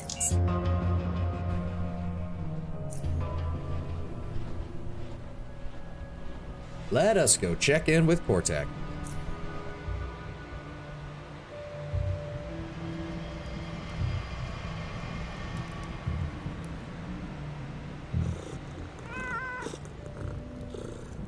I don't think I need any info from John.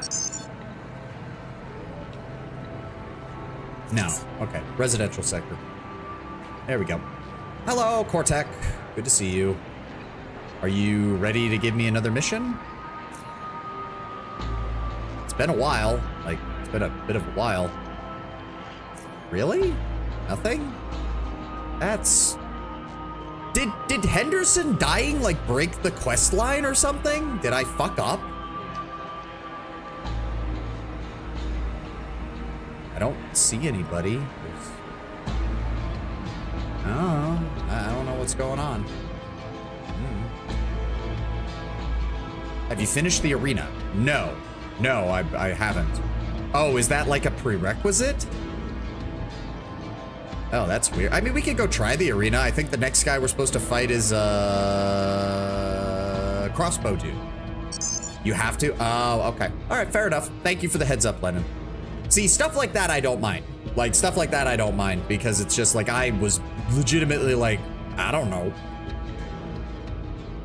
Actually, hold on. Before we go down there, the upper metro station, because that connects to the north. Is there anything actually up here? Why do you have a sidebar? Yo, let's see that. Surprise. Sammy, wait, who's that? Sammy, be a man for once in your miserable life and end it now. Oh, God. Dude, it's not, no, it's not worth it. The next train is yours. You can do that. Dude, I'm gonna miss the arena. Okay, dude is being weird. Hey, some food items. Take those, why not? Zilla, who's this? The young woman greets you with a broad smile, revealing an incisor gap as well as the fact that most of her lower jaw's teeth are noticeably crooked, as if someone took a handful of differently colored teeth and then just pressed them into her gums until they stuck. Still, there's no doubt that this imperfect smile does have a charming and unique quality to it. A greeting soon follows. "Day to you, mister. Zilla is the name. You must be hungry. You know Mo by any chance? He has a stall in the lower levels."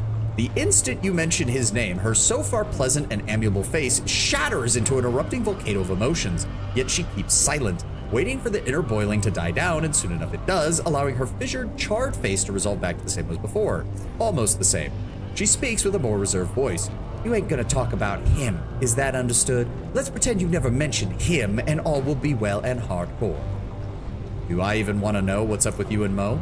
Do not make me repeat myself, we are not discussing. Understood, on to another topic. Let me see what you have. Unfortunately, no psi items, so kind of useless. Are you willing to buy this food stuff? You are. What can I get for that? Almost all of your money. Almost more than enough money. Works for me. Barrel. Some scrap. Brother, if you're gonna end your life, do it in a way that doesn't inconvenience others. Yeah, well, that's the great sadness, Lord Brownbear. Having read up on what happens when people find people who've committed suicide, that kind of doesn't happen. I hate to say, I hate to get depressing all of a sudden, but it really doesn't. Like, no matter what happens, when someone finds your body, it's going to mess them up. Like, it's a very sad state of affairs when it happens.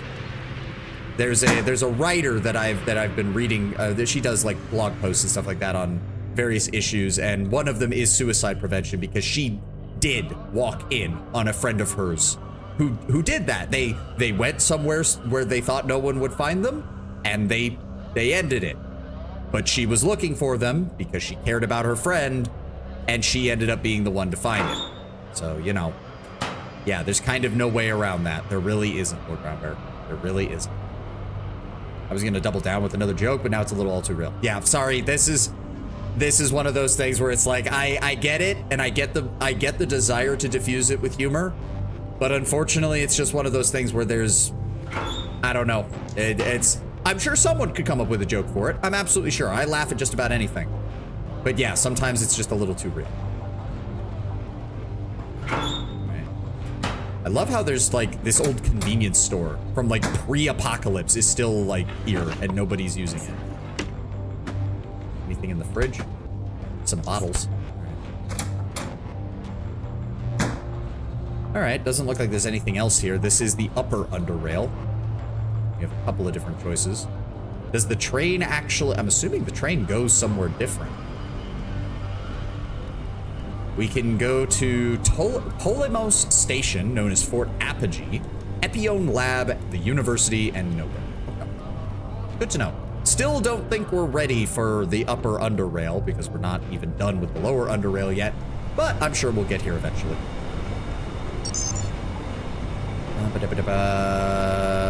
Where was I going? Right, the arena.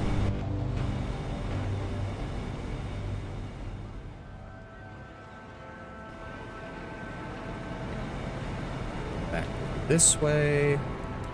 Yeah, we could try the arena. I've got an armor upgrade. I've got all my resources. I think we can do this. I think we can do this. Sort. In fact,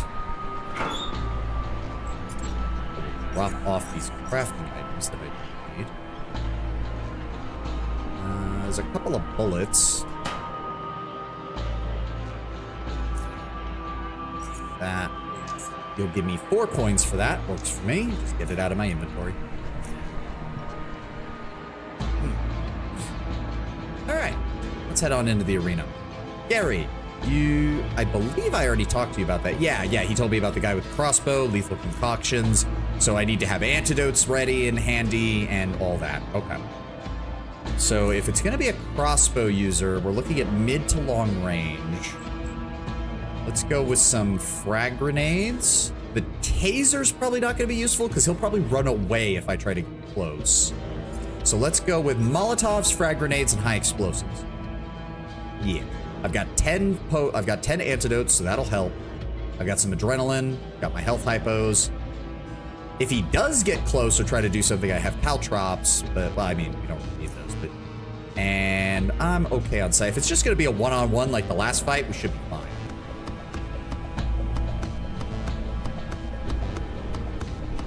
Dude is still speed bagging over there. Good lord. All right, let's give me a hard save here.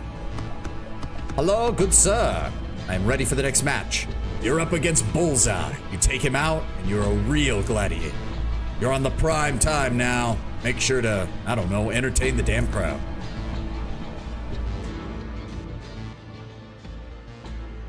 Welcome back, you bloodthirsty maniacs. As you've seen, Disembowlina did a dominating job dealing with those two poor challengers. Disembowlina. Beautiful carnage! B-E-A-T-I-F-U-L, beautiful. But now we're ready to see a good old Bullseye fight one of our young, bloodthirsty challengers. Disembowler, yeah. Let's hear it for... Sova! Let's go! Give us a bloodbath. Shield on. Okay. Poison. More poison. Oh, he's gonna be one of those, isn't he? That's fine. Poison cave ear that reduces... Okay, all biological damage received by 5 or 50. Crawler poison increases damage per turn, so... I kinda have no... Well, hold on. He dipped right behind there, didn't he?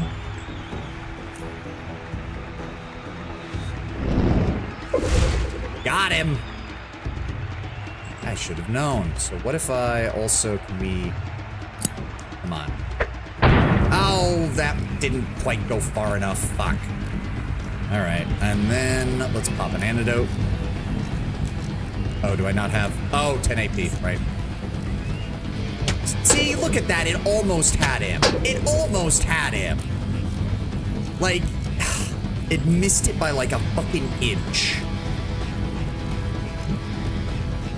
At the same time, I have no reason to go where you are, buddy. So, yeah, I'm just gonna duck behind cover. We're gonna pop that. App stunned. He can see me from over there? Oh, fuck you. Also, I didn't realize I had crawler poison. Fuck. Well, shit. This is gonna be aggravating.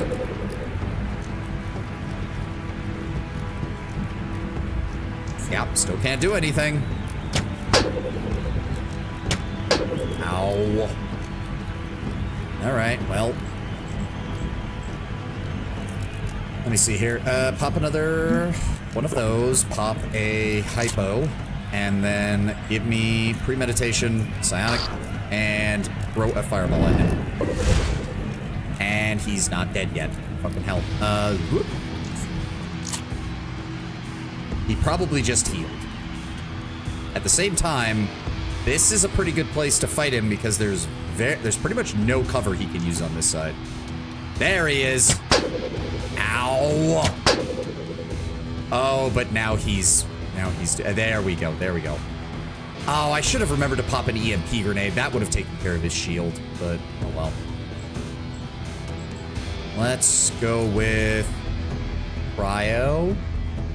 Yes. Has he hit me with a... Oh, he used a crawler poison. We have to pop another antidote. Otherwise, he's just going to stun me again. And give me a high explosive grenade. Okay, his shield is down. He's going to have to come over here. He's going to hit me. Surely he can't have all of them poisoned, right? Cave ear and burrower. Okay, that's not too bad. That's not too bad. Why does that... Why do I only... No. Can I hit him? Hold on. What is he at? 234. Alright, just, yeah, give me... Right there. That... God damn. Lack of fucking... I really needed him to either burn... Oh, there we go. Critical hit. Never mind. It's nice when the critical hits actually fucking work, isn't it? He's just slinging every biohazard in the underrail at you. Yeah. Dominating. This was unbelievable. Bullseye has just been defeated. But what is this? What? What do you mean, what is this? The crowd is chanting. I can't quite... Oh, Firestarter! The crowd is chanting Firestarter. Unbelievable. A bright future's awaiting our young child. No, sorry. Gladiator, that is. Okay, so they give you a nickname based on how you beat your opponent. That's it for now, bloodthirsty maniacs. I'll see you next time. He's just tossing shit, vomit, and Starbucks. All right, let's go ahead and heal ourselves up. Bandage up. Also gonna go ahead and, yeah, we're gonna charge that.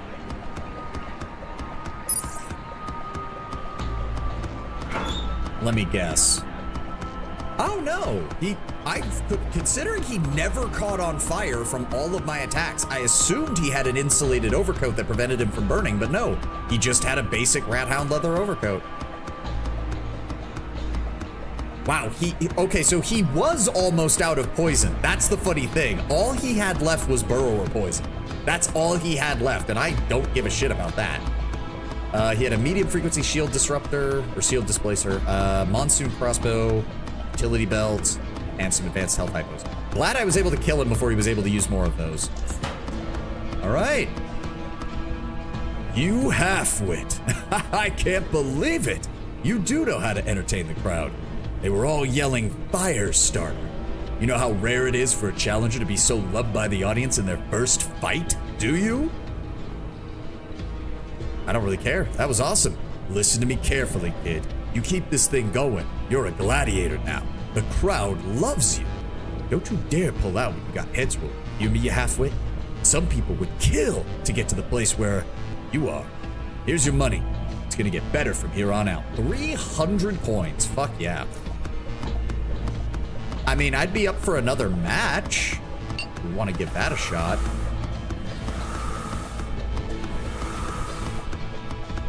That guy is still punching that bag. Yep. My darling May is now aboard. Welcome aboard, May. Thanks for the follow. Good to have you with us. We're having a fun time with Underrail. Yeah, fuck it. Let's give me another save. Well, hold on. We need to go talk to that guy up above who's willing to give me info on people. I will master this punch. 2,000 more.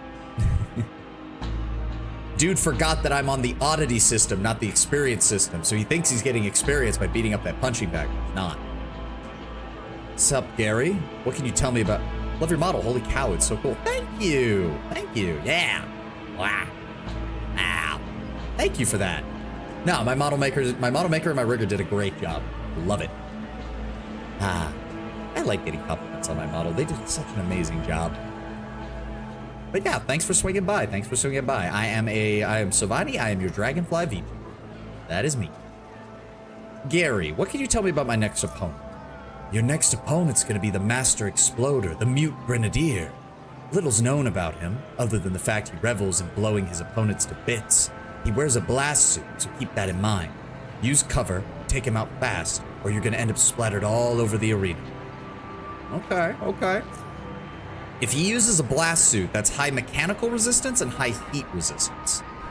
One of the most unique designs I've seen to date. Saw you on Twitter, had to hop over and say hi. Thank you. Good to see somebody seeing my Twitter posts, aside from the regulars.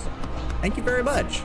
Yeah, no, Dragonfly, like, do you have any bug pets? Unfortunately, no, I'm not really in a situation where keeping a pet is a really good alternative, but I've seen videos and stuff of things like the Hercules beetle and stag beetles and stuff like that. Those would be cool.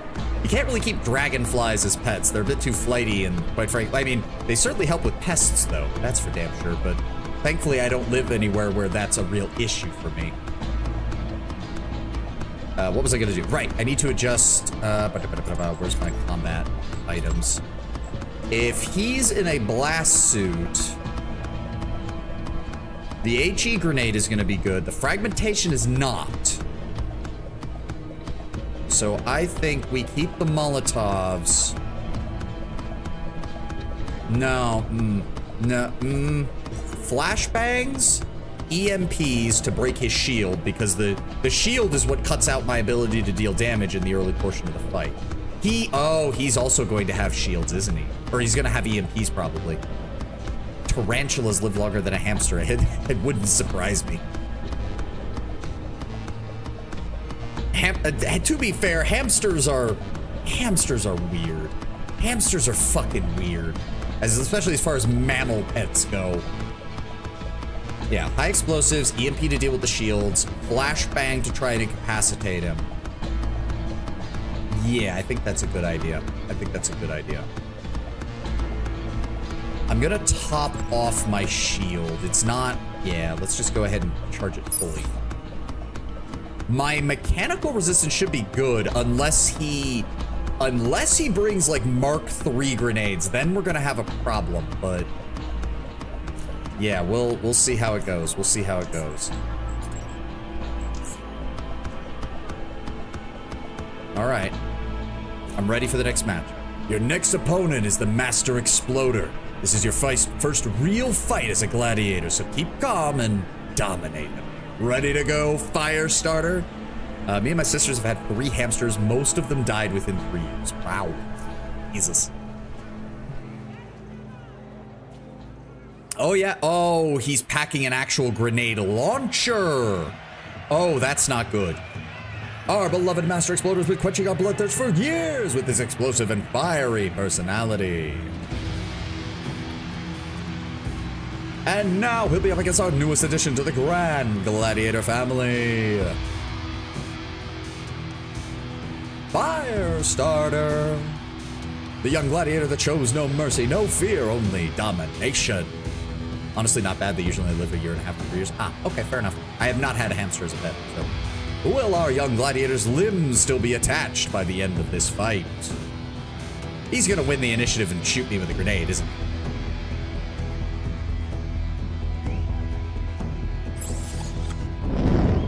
Oh, he's a metathermic user too. Ow. Okay, you're a dick. Shields up. Oh, he doesn't have shields. He doesn't have shields at all. He does have that though, so that is going to be a bit of a problem. He didn't do much damage to me, but he did wear down my shields quite a lot. So, how do we want to play this? How do we want to play this? Give me cryokinesis first. Deal some damage to him. Good hit. Ah, yeah. Okay, so yeah, he completely resists mechanical damage. The cold damage actually does a number on him. We're going to premeditate, psionic mania, and then we're going to throw a fireball right at him. Good. He is on fire, but he did not take much damage from that. That's actually decent. Actually, yeah, that's fine. He is still feared. Let's go ahead and hit him with another cryokinesis, and critical hit, he's dead. I love how I do so much planning, and then I get a critical hit, and all that planning goes away because I just won. Beautiful carnage! Let's count the limbs on Firestarter. 1, 2, 3, and 4. Unless my math is very bad, our gladiator has all 4 limbs still attached. I guess the Master Exploder was no match for the Firestarter. Well done. I had hamsters as pets. Budgie's male hamster killed his family, and the female budgie killed her family. I have the touch of death. No pet I've had ever survives. Oh, no. That's the worst thing you can ever imagine. If you do want pets, that's the worst thing. To be fair, hamsters are not a good first-time pet either. Mainly because they have that problem. You don't want to keep hamsters together. Like, they have issues with that. Good, good. You weren't blown away by the Master Exploder. He keeps laughing. You know the drill. Take this. 400. God damn, yeah. All right. I mean, I'm down for keeping going if they want to keep giving me shit. A lot of it just has to do with me surviving the first round to see if I can kill him afterwards. I have like 20-something pets. Most of them are frogs. I mean, that's not the worst. Frogs are cute. Frogs are adorable. They jump around. All right, Gary, what can you tell me? Do you also watch The Gauntlet? Yeah, but to be honest, I'm not nearly as delighted as I am with the arena. It's fun, it's violent, it's death, but watching gladiators face each other with only one thing in mind and executing it to the most violently entertaining way is just more appealing to me than pulling a lever at the end. The Gauntlet also doesn't have a live crowd, which to me, that detracts from the experience. Hearing so many mouths screaming, kill, kill, something I can never get tired of. In the end, I suppose it's an entertaining gimmick to most, but to me, it'll never match the arena. What do you know about my next opponent? Chemical Agent. Name says it all. Don't know where the guy came from, but he is one repulsive creature. Not much of a challenge on his own, but he's got this far thanks to a pair of mutated dogs that he brings with him. Those critters have ripped numerous challenges and gladiators apart like it was nothing. So get yourself an anti-corrosive protection. It's the best advice I can give you. And watch out for his pets. All right. I don't really have an armor that works against corrosive damage, but I'm assuming he uses a chemical blob gun. And he has the dogs, which will inflict... I know for a fact the dogs will inflict... what's the word I'm looking for? They have if they have that spitting acid attack that those ones back in the graveyard did. Or not graveyard.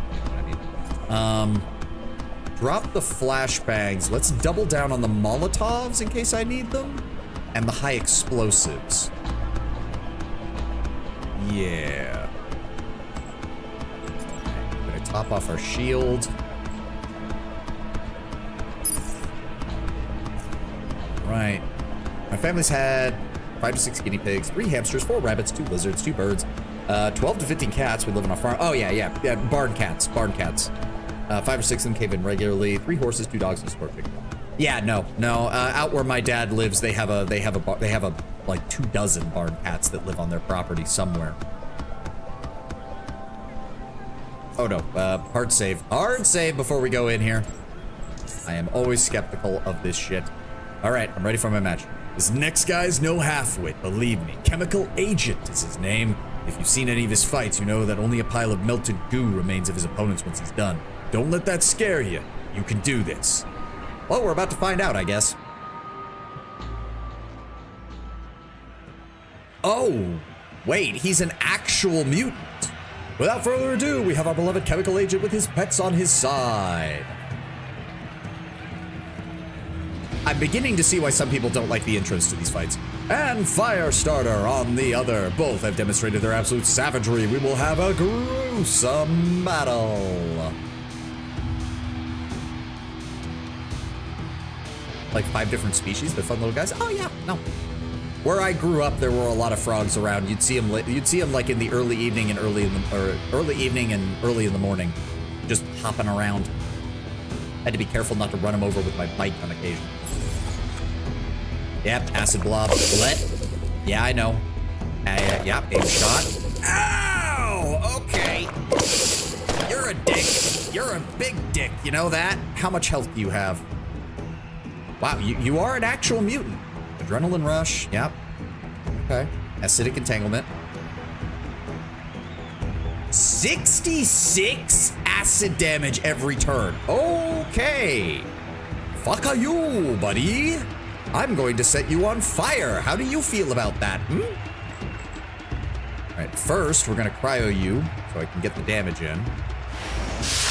Good hit, good hit. He's down to 246. Premeditation, Psionic Mania, drop the hammer. And they're dead.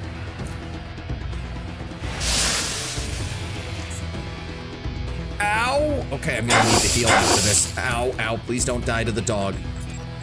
Fuck. Popping the health hypo. There we go. Whew. That was a hardcore match right there, my dear bloodthirsty maniacs. Firestarter's just killing everyone, including some of our finest gladiators. Whoever stands in this gladiator's way gets brutally massacred. Thank you all for being here. I'll see you next time. Stay bloodthirsty. We had a cat, Baton. She was a real brood mother. I was not surprised if her grandchildren are still at half the nearby farms and houses. Had a skill at getting pregnant and giving birth to litters, raising them and slipping away to not be caught, avoid being neutered, sterilized. Yeah, spayed and neutered. Getting pregnant again, coming back, repeating the cycle. She was just really good at timing it. Done raising her babies before we decided to take her to the vet. She was a fierce cat took. No bullshit, probably the most proficient mouse hunter we ever had. I mean, say what you will. It sounded like she was still pretty effective at her job. Her job being having babies and killing mice. You're getting good at this. Chemical Agent and his puppies have been stood undefeated until you came along and dominated them. 500 coins for you. See my comment about my first pets? First pets were guinea pigs. Dad hung their cage in the garage, and one day they disappeared with the lower part of the cage open. We speculated the cat entered, jumped on the cage, ate them, and left. Oh no. I don't know. forgive me, but I don't know why you would have rodents as a pet while also owning a cat. Like, I feel like that is just nature getting ready to school you on what happens when you're in that situation. Kind of reminds me of the video of the lady. Oh, I've seen it on YouTube. It's a viral video. Oh, I don't own a cat. Oh, my apologies. I misunderstood.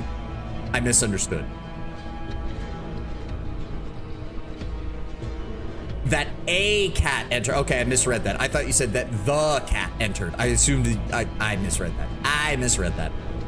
I'm allergic. Oh, that sucks. Ah. Agent 47 in cat form. One important thing I wanted to talk to some people. Long story short, I think you do great in the gauntlet. If you're interested in becoming a runner, just talk to me about it. All right.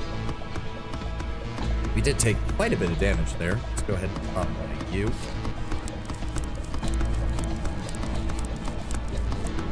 Yeah, no, the critical damage on pyrokinesis is really starting to add up at this point. As long as I can catch my enemies out with it, they just get fried. Who's your favorite gladiator, Gary? Let me think. Disembowelina is simply fantastic. Oh, there's that name for you, Lord Brownbear. You were wondering about that. I think it was you, right? Yeah, Disembowelina. That is her name. Disembowelina is simply fantastic. The looks, the skill, the brutality. She's got it all. I'd put her in second place, though. The top gladiator, unsurprisingly, Dreadlord, the current Invictus. Somehow I have a feeling he won't be one for much longer. Really? All right, what can you tell me about almost a wild name is Gelderfang? Yep. What can you tell me about my next opponent? The guy's name is Surgeon, a savage. Likes to end his opponents by slitting their jugular, drinking their blood as it sprays from their neck. The crowd loves it. Many, especially less experienced gladiators, despise him, but it's not for the brutal showmanship. Of course, he didn't get this far thanks to the gimmick, so be aware that you're facing a hardcore opponent. His range is short. His weapon of choice is a knife, so either stay out of range or make sure your neck is protected. Okay, we can do that. If that's the case, I think we can handle that fight. Throw the taser in, throw the caltrops in, and if he's a melee specialist, magnesium grenade actually works, because if we can set him on fire and force him to run away, that's fine by me.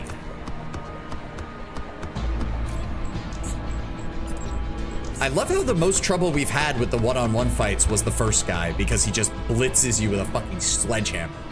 Oh wait, hold on. How's my shield? You know what? It's my paranoia talking, but I don't care. We're gonna charge it up to full.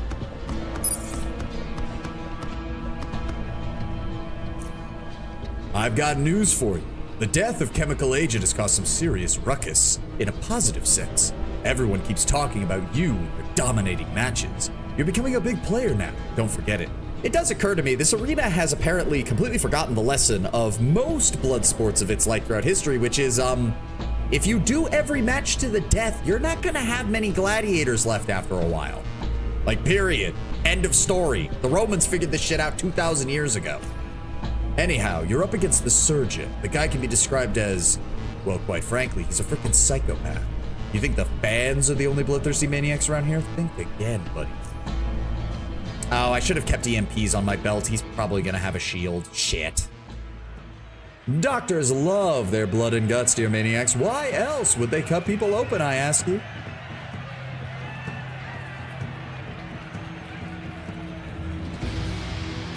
You know him. You love him. It's the Surgeon. Dude is literally just wearing a t-shirt and jeans and coming at me with a knife. Judging by your yells and screams, dear maniacs, you know who it is. Fire starter. Whose guts will be spilled today? Let's find out. I'm assuming he has sprint, and he's gonna come right at me. No? Oh, entangled, and then adrenaline rush. Ow. So no shield. Really? No shield. 400 health. Okay. 2 turns on the entangled. He's gonna attack me multiple times next turn. I know that.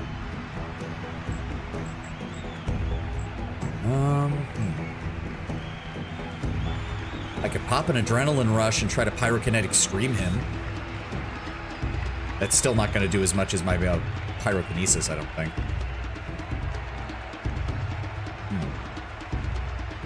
Oh, I resisted most of the damage, but he is also dealing electrical damage. That's another problem.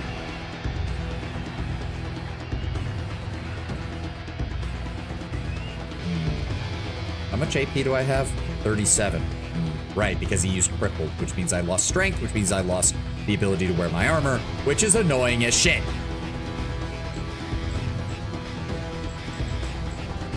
$35 action points, so I have to do it now. All right, premeditation, psionic mania, drop the hammer. Okay, you hit both of us, you fucking idiot.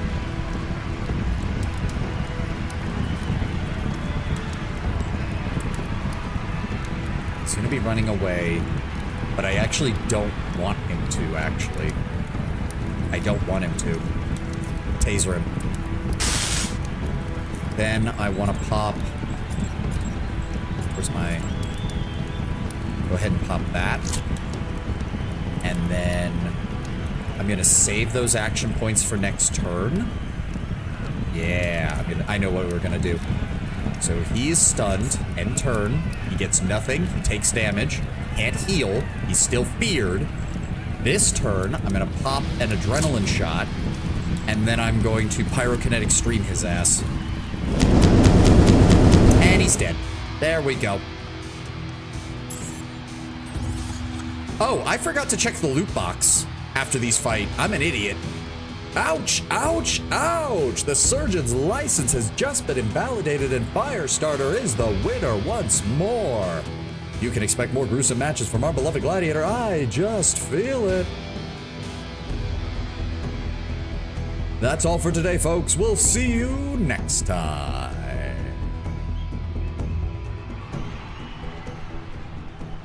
Yeah, I completely forgot. Please tell me it keeps all the loot. Oh, thank God. Okay, okay, thank God. So what did these guys drop?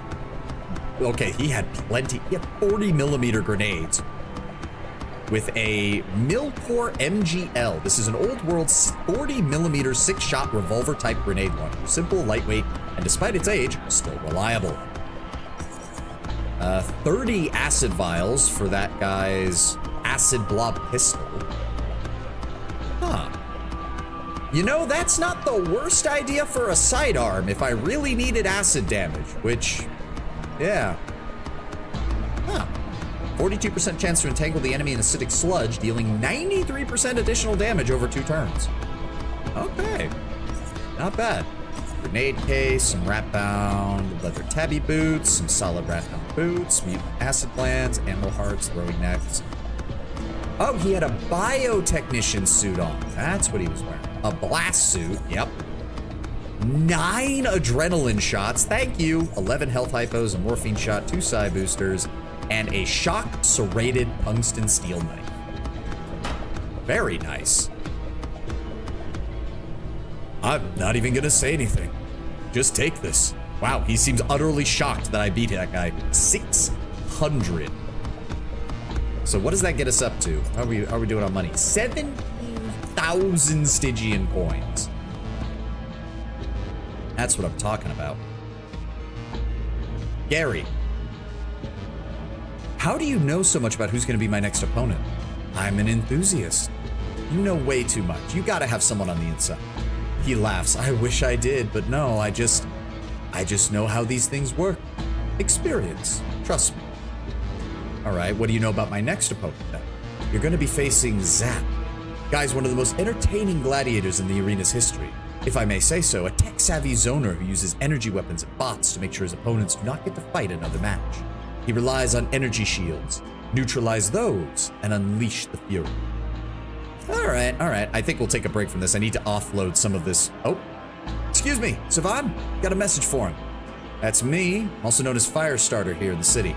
Good, I've been waiting for almost an hour. Thought you weren't going to show up. Anyway, as mentioned, important message for you. Joseph Harlan from Cortec wishes to speak with you. Matters very important, and he wants you to meet him without delay. Thanks, here's a Charon for your troubles. Thank you very much. Have a nice day. Dude, I just got paid like 2,000 Charons for the last couple of fights. Take the 1 Charon and go. Let's see what we can sell off. Sort. He has not replenished his inventory yet, unfortunately. That's a unique weapon. I want to keep that. He'll take those and those. How much is that? Everything he has. Okay. God, you guys don't carry enough money. Damn, the grenades are worth a lot. Holy fuck. All right. How about that? All right, good. That's too cheap. 2,000. How much money does he have left? 1,800. You know what? I'm willing. You can't fully afford it, but I don't care. It's a melee weapon. One thing I like about Underrail is that people's psi meters are visible. Like, that'll mean, ah, shit, don't mess with that guy. He got a mana bar. Yeah. I mean, it also makes sense. What would be funny is if you only saw that if you also were a psionic. Because it'd be kind of funny where it's like, if you're not a psionic, then you don't know. You just don't know. All right, she's willing to give me that. She wants leather armor, foodstuff, and medicine.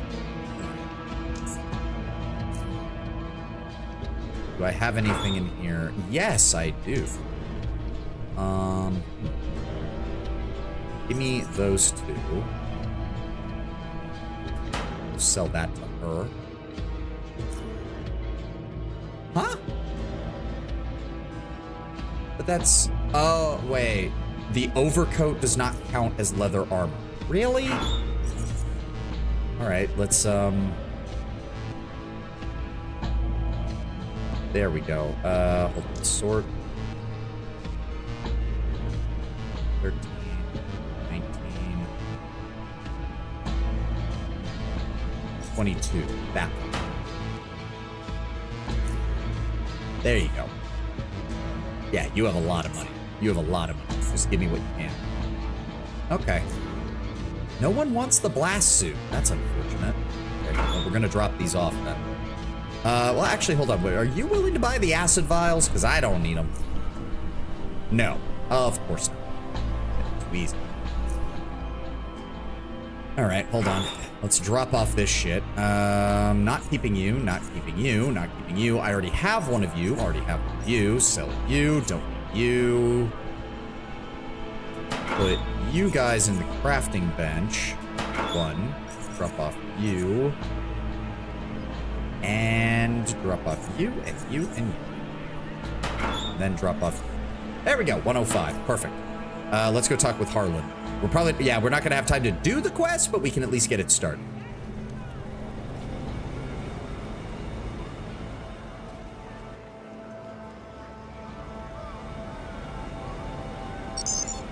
All the way up to the residential sector, please. Thank you. Right. It's also nice that Cortec is just right next to the elevator. I don't have to go anywhere else. Mr. Harlan, I am here.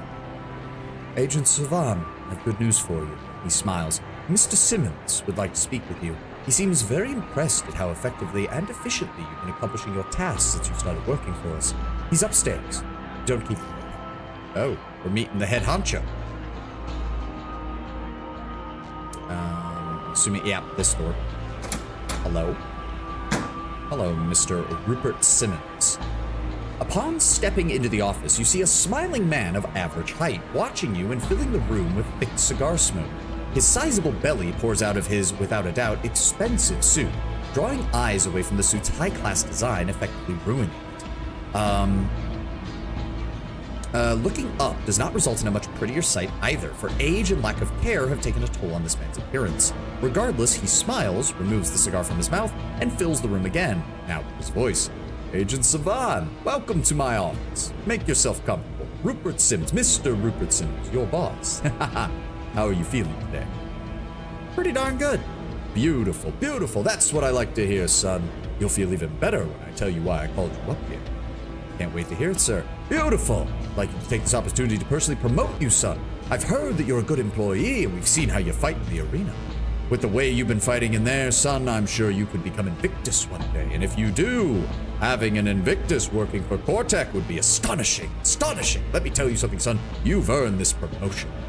Well, what do I get with this? Straight to the point, straight to the point. I like that, son. I most certainly do. Son, with this promotion, you're becoming my personal agent. You will answer to me and me only. If someone asks you where you're going or what you're doing, you just say, Mr. Simmons says that's none of your damn business. He laughs. Also, you gain access to our internal store. Go and ask Harlan about that. That's all I wanted to tell you, son.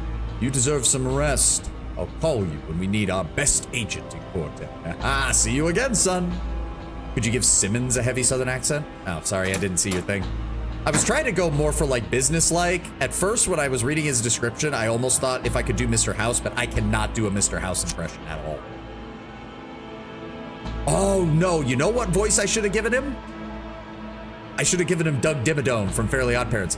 Doug Dimmadome, owner of the Dimsdale Dimmadome. Rupert Simmons, owner of Cortec. Yeah, else he'll cast mass Alzheimer's on you. I mean, isn't that basically what the mind manipulation thought control does? Mr. Simmons told me about a store. He nods. You've been granted access to the internal store. Whatever you need to browse it, just speak. Let me see what you have available. Oh, right. They are willing to buy that shield emitter. What are you willing to give me for that? 238? Okay.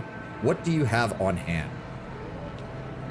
Insulated and galvanic vests, some ammo types, some explosives, utility belt, plasma grenade, and he's willing to sell it for a lot less than Harim is. Okay, same thing with the plasma mine. AI Scrambler. A specialized remote device that can be used to introduce a faulty state into the cortex of a combat robot. Attempt to scramble the AI of a robot, causing it to turn hostile towards all and attack a random target for 3 turns. This will occasionally retreat the target in confusion. Chances to succeed in scrambling is dependent on hacking skill. Good thing we're leveling that. For the purposes of scrambling, the hacking skill is increased by 10 points due to the quality of this device. I like this. Oh, there's even a better version too. Interesting. Very interesting. That could help with our robot problems that we've been having. I was instantly imagining a sort of southern wealthy guy, stereotype, white suit, big mustache, fat. Yeah, there's literally a side ability called Mental Breakdown. Yeah. Well, no, that's funny you should say white suit, because I don't know if you're familiar with Fairly Odd Parents, but that is what Doug Dimmadome wears in the show. So you're not far off from where I was eventually ending up. Okay, crossbow parts, some psionic parts. He's got some high-end psionic attachments, high-efficiency energy converter, plenty of batteries. That will be good for later. He's also willing to buy electronic devices, goggles, which I do have quite a few of. A Haxor Mark III. I have a Haxor Mark III, right? Yes. Serrated steel knives, laser pistol, plasma pistols, rifles. All right, so value on this is 7,000. 17,000 for it. Fuck. Okay, but still, I'm willing to pay because we need anti-robot options. That AI Scrambler ain't useful unless you max out hacking. Well, we're going to be going for... I'm gonna have a hacking, an actual hacking of, I think, 100 and an effective hacking of, I can pull it up on my build. Yeah, okay, no, so hacking's actual will be 190 and then its effective will be 130. I think that'd be enough, right? I'd certainly think so. 160 base needed. Oh, okay, shit. All right, never mind. Never mind. That's not a bad... Okay, thanks for the heads up, Len. I didn't realize it was going to be that high of a thing. Well, actually, hold on. Are you sure? AI Scrambler. Let me check the wiki on that. Let me check the wiki on that. Because I didn't even know this was in the game.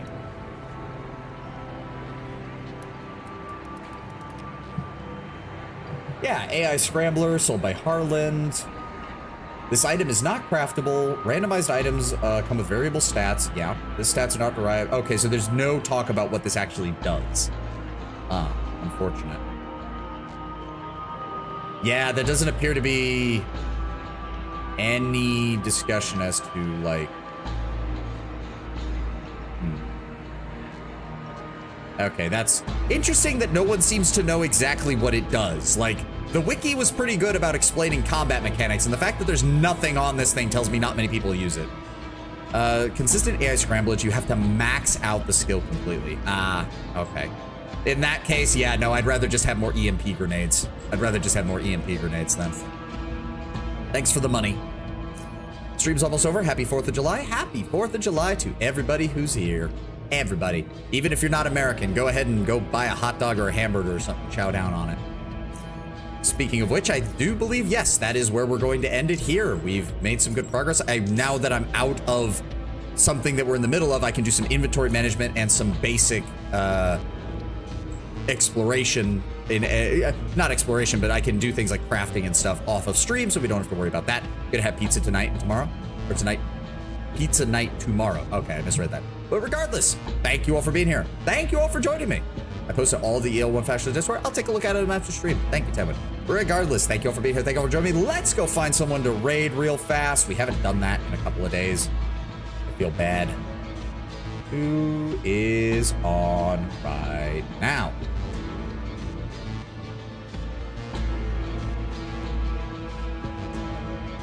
Oh, I see Camilla got unbanned. Thank God. She was in the middle of her subathon and they banned her for 24 hours.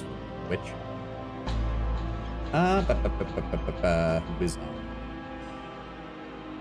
Oh, fuck it. We're gonna raid into Chibidoki. She's usually not on right now. Yeah. Okay, we're gonna go raid into Chibidoki. She's fucking adorable and hilarious. If you ever get the chance, I think she has the VODs of it. Go find her playing through Five Nights at Freddy's. It's absolutely fucking hilarious. She went into Five Nights at Freddy's completely blind. She's like, I know what the premise of the game is, and that's it. And unfortunately for her, she left her chat's text-to-speech on, which meant that people were just jump scaring her constantly in it. It was fucking hilarious. Highly recommend if you can find the VODs for that. I had a blast watching her play that. But regardless, thank you all for being here. Thank you all for joining me. We will be back with Under Rail on Sunday. We're making good progress. I just want to keep building up my character, getting more experience, and learning more about the world. I can't wait to find out. We need to find out about the faceless. We're probably going to have to actually start looking into that. I just need to find a way to not kill them because I want to know their whole story, and I'm pretty sure killing them will probably cut me out of that. So, regardless, thank you for being here. Thank you for joining me. I've said it like 4 times. I'm bad at outros. Have a good one, guys, and have a glorious 4th of July, even if you don't celebrate it, even if you're not American. Have a good one anyways. I will see you on Sunday. Bye-bye. Quit in your lap.